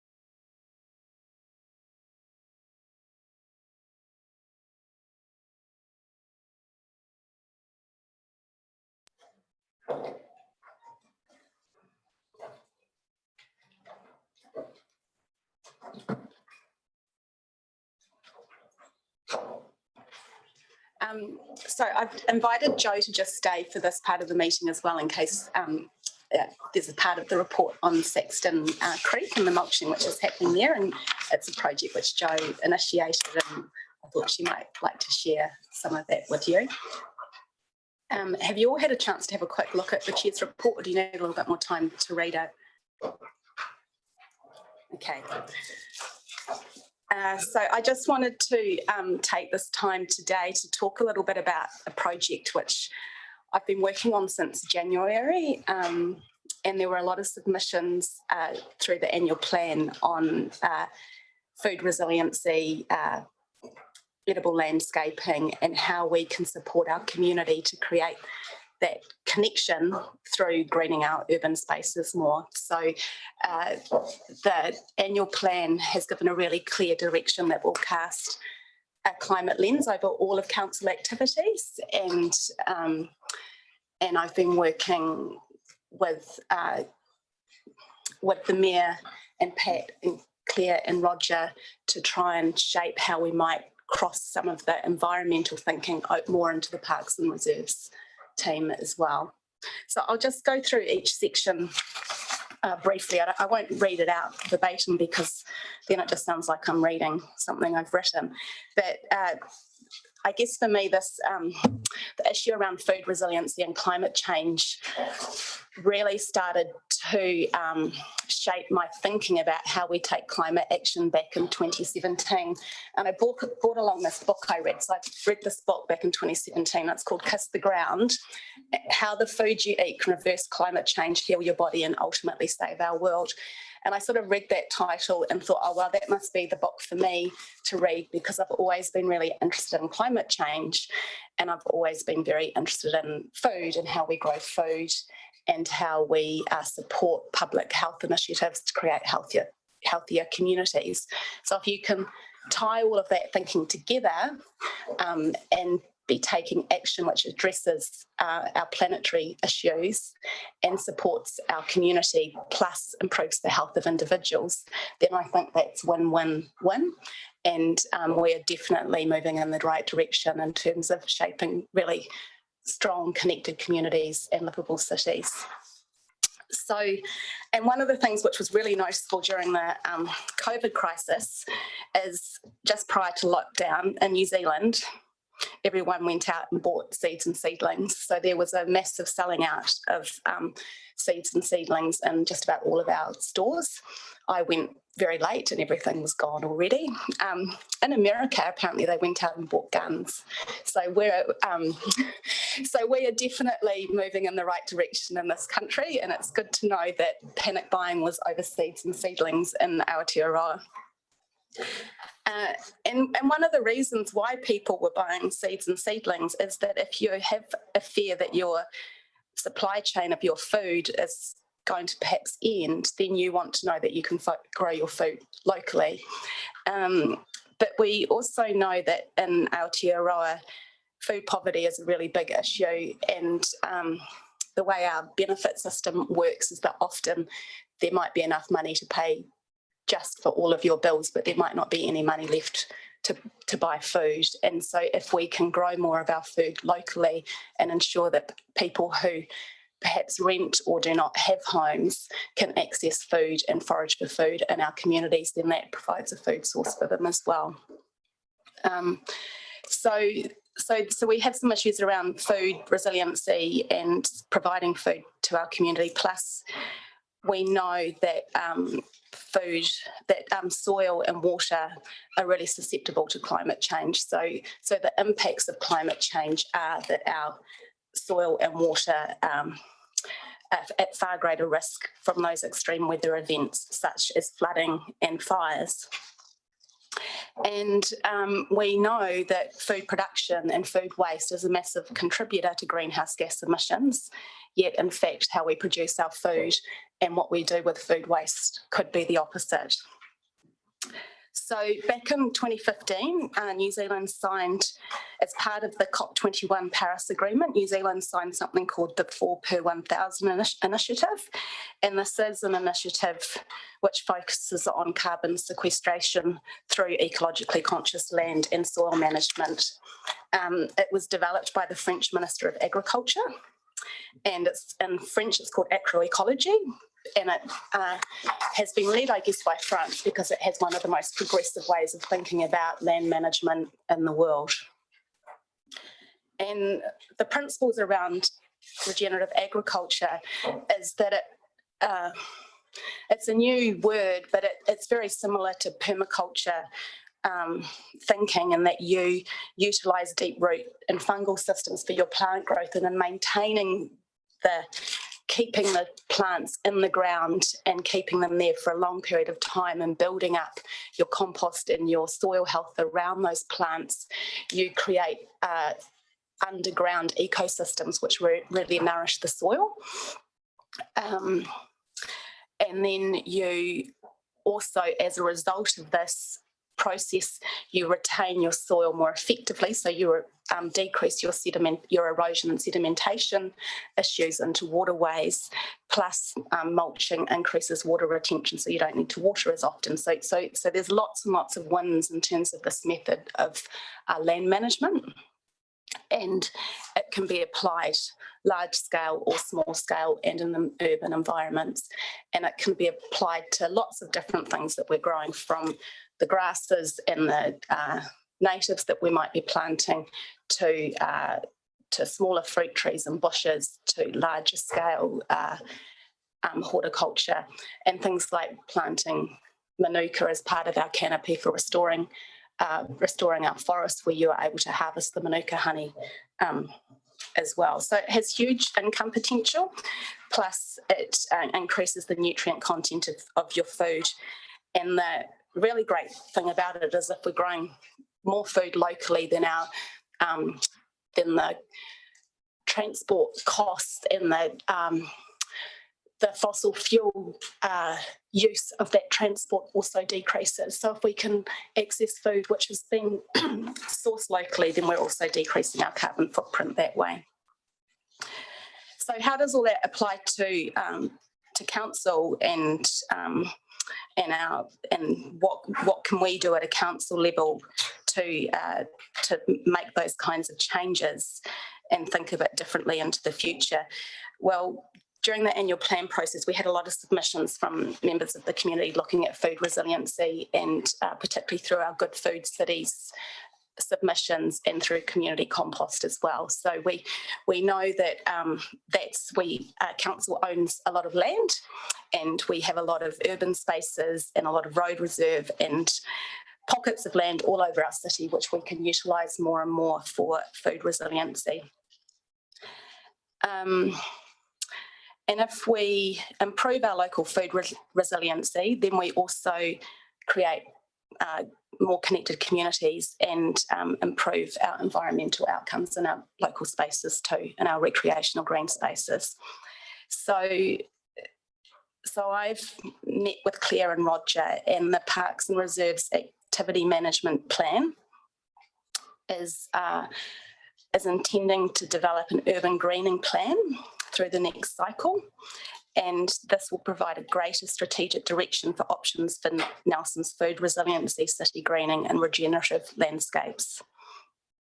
And it will allow for our current work programs, because there's already quite a lot being done in this space, and our adopt a spot work programs relating to food resiliency to better align with Council's vision and objectives.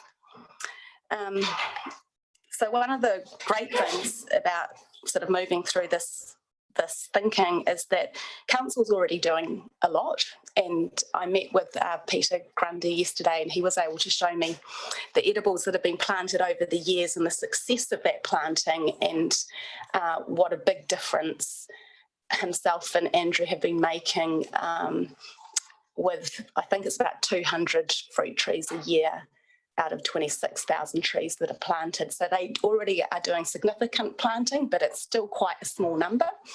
And and it's been perhaps developed in a slightly ad hoc way. So the intention of the urban greening plan is how do we pick up that and deliver it more, and also not lose the knowledge that Andrew and Peter have when one day they might actually decide that they no longer want to work at council. So that's really exciting that we'll be able to get their incredible knowledge and put that into the urban greening plan as well. And as part of that draft Parks and Reserves AMP as well, we're proposing to develop some ideas for tactical greening initiatives. And I'm hoping that that might come through a subsequent workshop maybe, Claire. We might look at how we apply some of that thinking later on in the year and pick up on some of this thinking through this annual plan as well. I just wanted to touch on Adopt a Spot. For those of you here, I've got a little flyer on it. I didn't know about Adopt a Spot program. It's been in existence for a wee while, and it's a great initiative that the Parks and Reserves team uses to support the community groups if they want to take care of a part of a reserve or park. So that is the program which some of the community groups are going to pick up and utilise now when they start to plant more edibles. And recent examples is Paddy's Knob Reserve and Cattle Market Reserve, where two groups have started to plant edibles in there, and I attended both planting days, which was really exciting. It was really great to see so many people from those immediate neighbourhoods turn up and participate in those planting days, and the excitement on the children's faces to be planting food, because it's really important that children know where their food comes from. As well as that, I've been working with the city development team, and they are going to be shortly, Lisa touched on this briefly during the quarterly report, they're going to be placing 15 place kit modules, of which 5 will be used for planters, and the intention is to incorporate some edibles into that as well.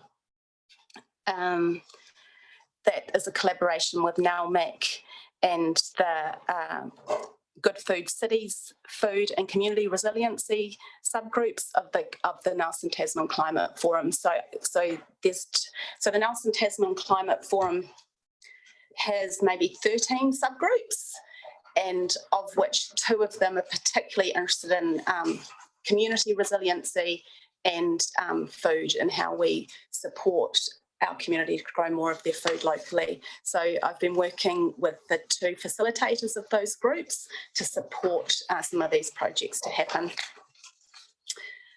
In terms of waste minimisation, you will have all read in the infrastructure quarterly report that that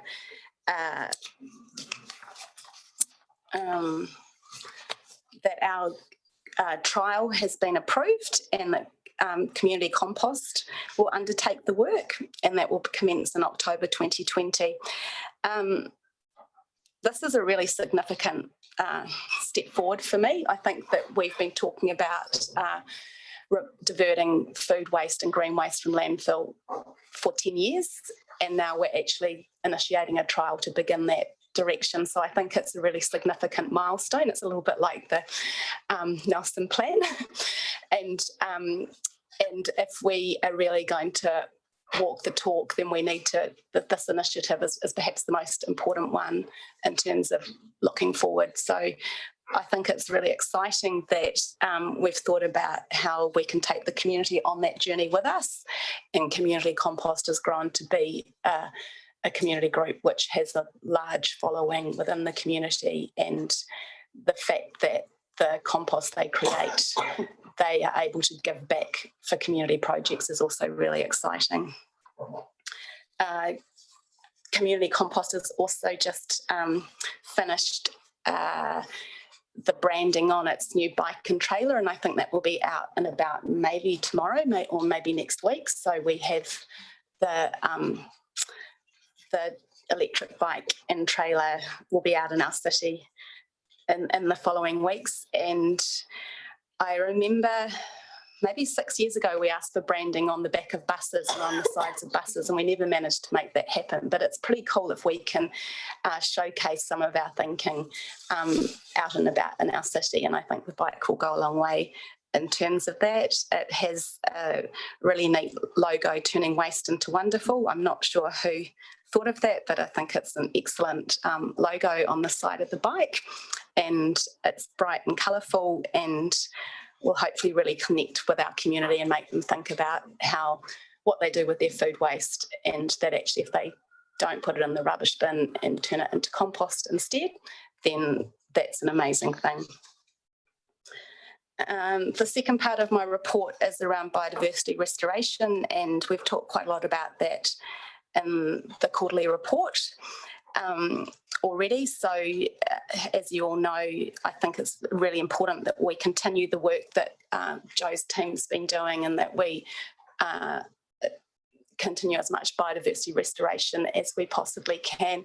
Moving forward, how do we bring biodiversity more into our urban city lives, and particularly in our road reserves and in our parks as the Brook Sanctuary sort of grows and is successful. Hopefully it's successful, and I'm sure it will be. We need to be thinking about food sources for our birds. Joe touched on that a little bit in terms of goat and old man's bed management. So we need to really think about our urban spaces as being planted to provide bird and bee friendly plants, as well as biodiversity restoration. So that's kind of thinking will again be incorporated into the Parks and Reserves Activity Management Plan and the Transport Activity Management Plan during the next year. I was lucky enough to attend on Monday a Saxton Creek restoration project, and Joe, I might invite you down to just speak on this really briefly. What I understand had happened was that we have 40 Tongan RSE workers who have been stuck in Nelson and unable to get home, and they have been working in the pack house at Freshco Nelson, and Freshco approached council saying, could we utilise the skills of these workers to give something to the community? And Joe's got involved in that project and thought about how that might support some of our biodiversity restoration through remulching. There was already mulch, but putting down more mulch out at Saxton Creek. Joe, would you like to talk about it briefly? Sure, through the chair. So this really is a good news story. And so we were contacted by Peter O'Sullivan from Freshco saying that he had this group of people who were stranded here and really wanted to give back to the community. They've really enjoyed working here, and Freshco as an organisation will continue to pay them and also offer supervision and PPE. And did we have anything that these people could do? And he was suggesting picking up litter, and he wasn't exactly sure. And I thought, well, surely we can find something great for these people to do. And so I went and talked to the Parks team and NELMAC, and a real big shout out to both the Parks team and NELMAC, because this all was turned around quite quickly, who came up with this great idea that it was an enormous amount of mulch. We had a big pile of it, and it was planned to be spread, but it was going to be a long-term thing. Anyway, there's 40 people have come in and just gone for gold, and now we're busy trying to figure out what might be able to happen next, because I actually don't know how long they're going to be here for. But anyway, it's been a lovely example of a private sector, offer and some goodwill from the Tongan people themselves, and the Parks team having a project and a bit of budget that they have redirected to this, and NELMAC have put quite a bit of time in themselves, just as a gesture of goodwill. So it's a lovely story, and I hope the weather has been playing the game too, so that's nice. Yeah.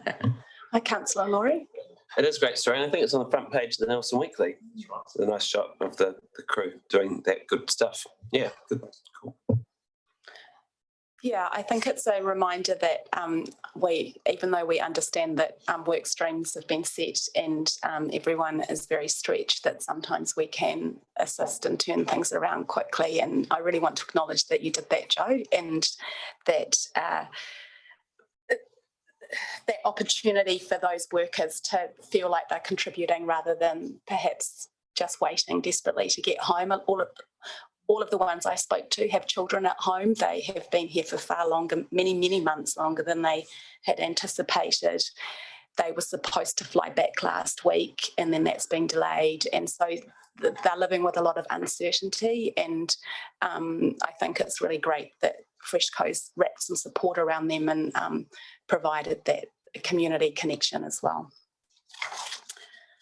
The final part of my report is on Zealandia. So some of you would have attended the meeting with Paul Atkins, the Chief Executive of Zealandia recently.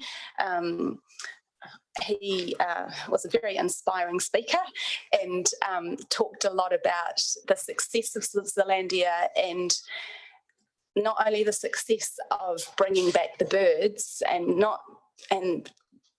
what amazed me about bringing back the birds is that they had moved from bird populations of less than 10, sort of 0, maybe 10 and maybe 30 to thousands. So they now have thousands of kaka, kiruru and tui in the Greater Wellington region. And that is an incredible result over a decade. So he talked about the success of the program and the project in terms of bringing back the birds to the Greater Wellington region, as well as bringing back birds which are already extinct and live within the sanctuary itself, and how those bird populations have been increased. And finally, he talked about it being a success in terms of improving mental health outcomes and reminding people, humans, that places that they should be at in nature. And so the well-being outcomes when you spend time in nature are significant in terms of improving your mental health. There's decreased anxiety, decreased depression, and increased feelings of connection to your community when you become involved in a project like that. So that really excited me because I've been talking about that for quite a few years as well, about the importance of the Brook Sanctuary for providing a space for people to spend time in nature. And I'm looking forward to working with the Brook to bring some of this thinking into their future work too. So that's my chairperson's report. It was a little bit larger than perhaps some of the others, but I just wanted to share the year's work because it feels like there's some big achievements in there and really excited of moving forward into the next year. Does anyone have any questions? Councillor Laurie? Just on Zealandia, which if anyone hasn't been to Zealandia, they really should take the opportunity next time they're in Wellington because it is a fantastic achievement and it hasn't been without its challenges, but it does show what is possible and where we could be heading. And it just reminded me of an email I received a while ago now from a member of the public who was supportive of what we're doing and what the sanctuary is doing in the Brook. If you don't mind, I'll just read it because it is really, really interesting. She wrote to me and said, I grew up in Karori, Wellington, where a similar poison operation took place. This is going back to the Britificum drop, to clear the Karori Wildlife Sanctuary, Zealandia, of pests and the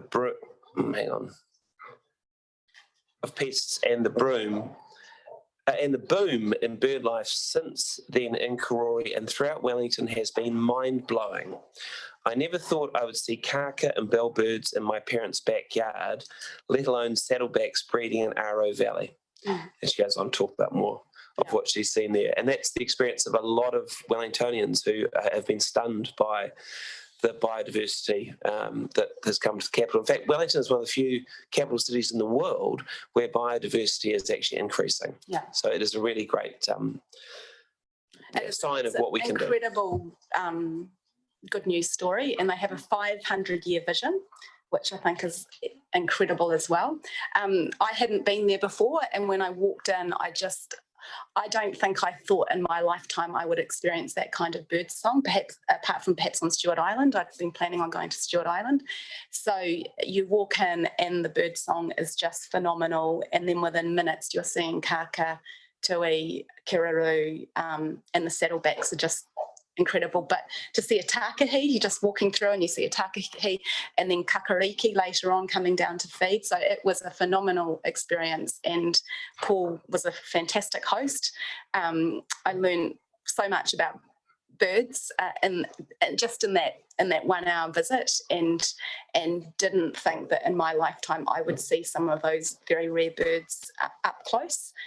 I've since bought annual passes for my children and their partners who live in Wellington. So you need to go there once a week for your mental health. So I think we just need to really think about how we support and remind our community to spend time in nature as often as possible. And perhaps that was one of the real pluses of lockdown, is that we experienced that more within our city, and it made us think about what it's like to be in a quiet space. Okay, any more questions? Yeah, or comments?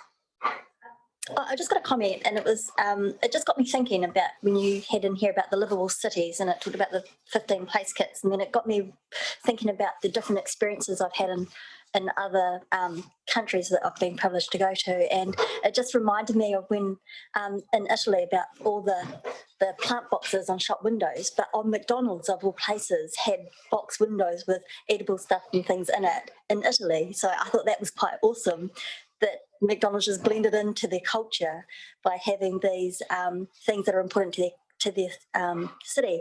And also like in Athens, when all the streets in the main centre of their town in here were mandarin and orange trees and everything like that, so people could go along and pick them.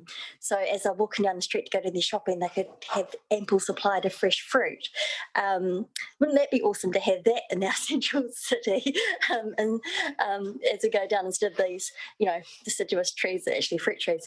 And the other thing that it got me thinking about when you heard about the was even in Sydney, they have the side of a building where we're putting our murals, they've actually turned them into living walls and created whole spaces of the plant. So what we see on a little micro scale in someone's property, they've actually done it to, I think it was 6 or 7 floor-story building, all down one side, and turn it into a big living green space. So in the central city, they could have that green space. So it just got me thinking about the possibilities and what is potentially available just for a creative and enthusiastic mind.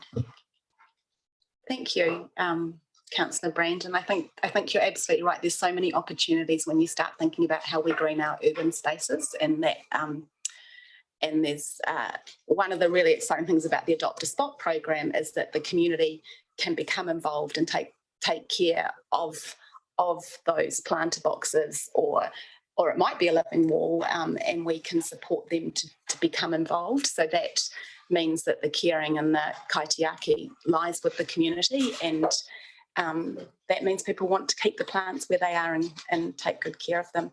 So there was some really good examples in Wellington as well. When I was there recently on Bond Street, they have some edible planter boxes. I just wanted to be clear as well, edibles doesn't just mean vegetables and fruit trees. It means things like lavenders and your strawberry plants, and so edibles can be very pretty as well. You can put lots of flowers in amidst the edibles to maintain that aesthetics and make them look really, really lovely. Councillor Courtney. Thank you, Madam Chair, and thank you for your report.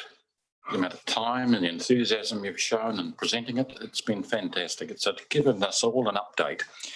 And what you're doing in these schemes that you're advocating and you're pushing and you're strongly supporting, adopting a spot and, the collecting of food waste and, I don't know, the 15 place kits that you're talking about too for Upper Trafalgar Street. All of these projects, 200 fruit trees in Nelson every year planted by council.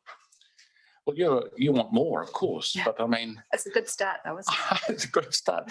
And all this is actually building a community, as you know, because you're strongly inclined that way, and building a community spirit. So thank you so much for that. I really enjoyed it. this urban green plan, where are we with that? Is that just a germ of an idea, or is that, has work started on that? Where are we with that? So I met with Roger and Rosie yesterday, and work has just started. So they're finishing off the vegetation policy now, and this is a slightly bigger piece of work in terms of urban greening. It's either going to be called an urban greening strategy or an urban greening plan. We're not quite. And year one of the LTP. So there's through the draft AMP, there's money in the budget to develop that for, I think, 15,000. Thank you. Good news. Thank you, Councillor Courtney. Any other questions? Councillor Skinner. Thank you, Kate. As I confer with you in regards to the planting of trees, etc. I don't think it's been ad hoc. Council's been doing it a long time in regards to planting fruit trees and small orchards, etc. So definitely could commend them on that. And in regards to the greening, etc., the urban greening, etc., that's still part of the it's a draft at this stage. That be correct? It's in the draft. It's going to be in the draft annual plan, so it's yet to come through council through the draft LTP. Yeah. So there'll be lots more time to talk about it.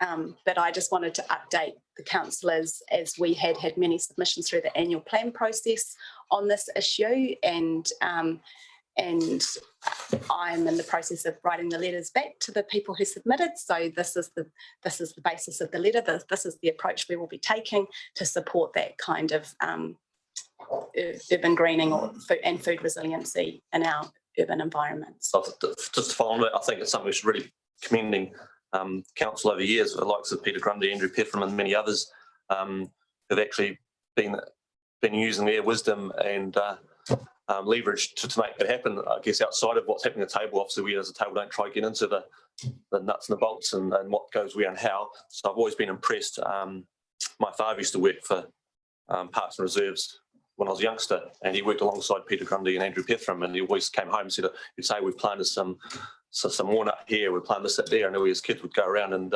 check it out.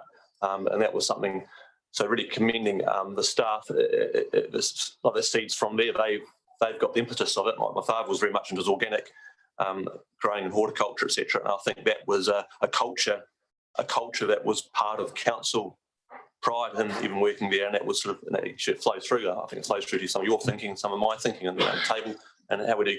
And it was interesting to hear that Nathan, who's recently joined the council, he's been in a number of councils, and his comment was that this council was actually light years ahead of other councils. So don't kick ourselves for not doing anything. We're actually well ahead of doing these things. There's obviously areas we can improve, but those learnings and skill sets through mistakes or wisdom and knowledge is already there. And you're quite rightly that knowledge we want to retain, but I think the culture is good throughout the council, Parks and Reserves team, and through NELMAC and the contractors. They have an understanding of that. There's always areas we can improve and feedback input from the community, which I've shown. But I also think it should really be putting a bit of a spotlight on the good work that's been happening already for many years. And as I say, I'm always coming across new places, areas. Wolf Street was an example that came up the other day, which I've been aware of the changes there, but how and these things don't happen overnight.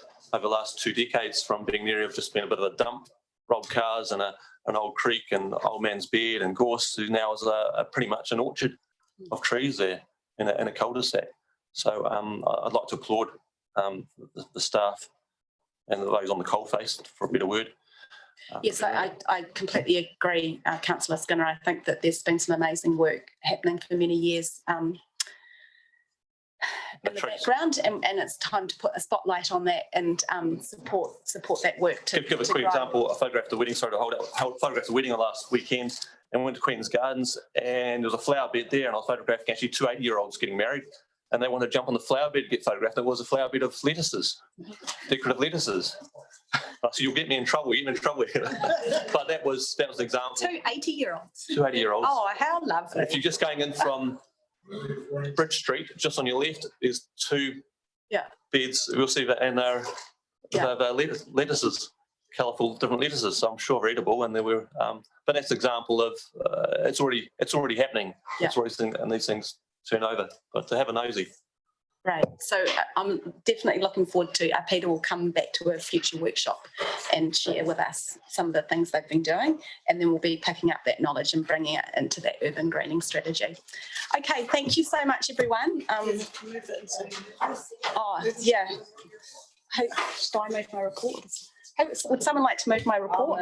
Oh, thank you, Glenys, and seconded by Councillor Courtney. Does anyone wish to debate? No? All those in favour? Anyone against? Carrie, thank you so much. And we need to end the meeting with our karakia.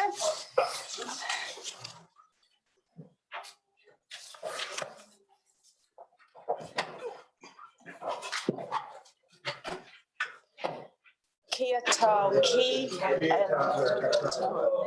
te āwhai a tau tātou araki, a ihu karati, te aroha o tātua, me te whenwhenga tāhitanga, ki te wairo tapu, aki, āmina. Kia ora.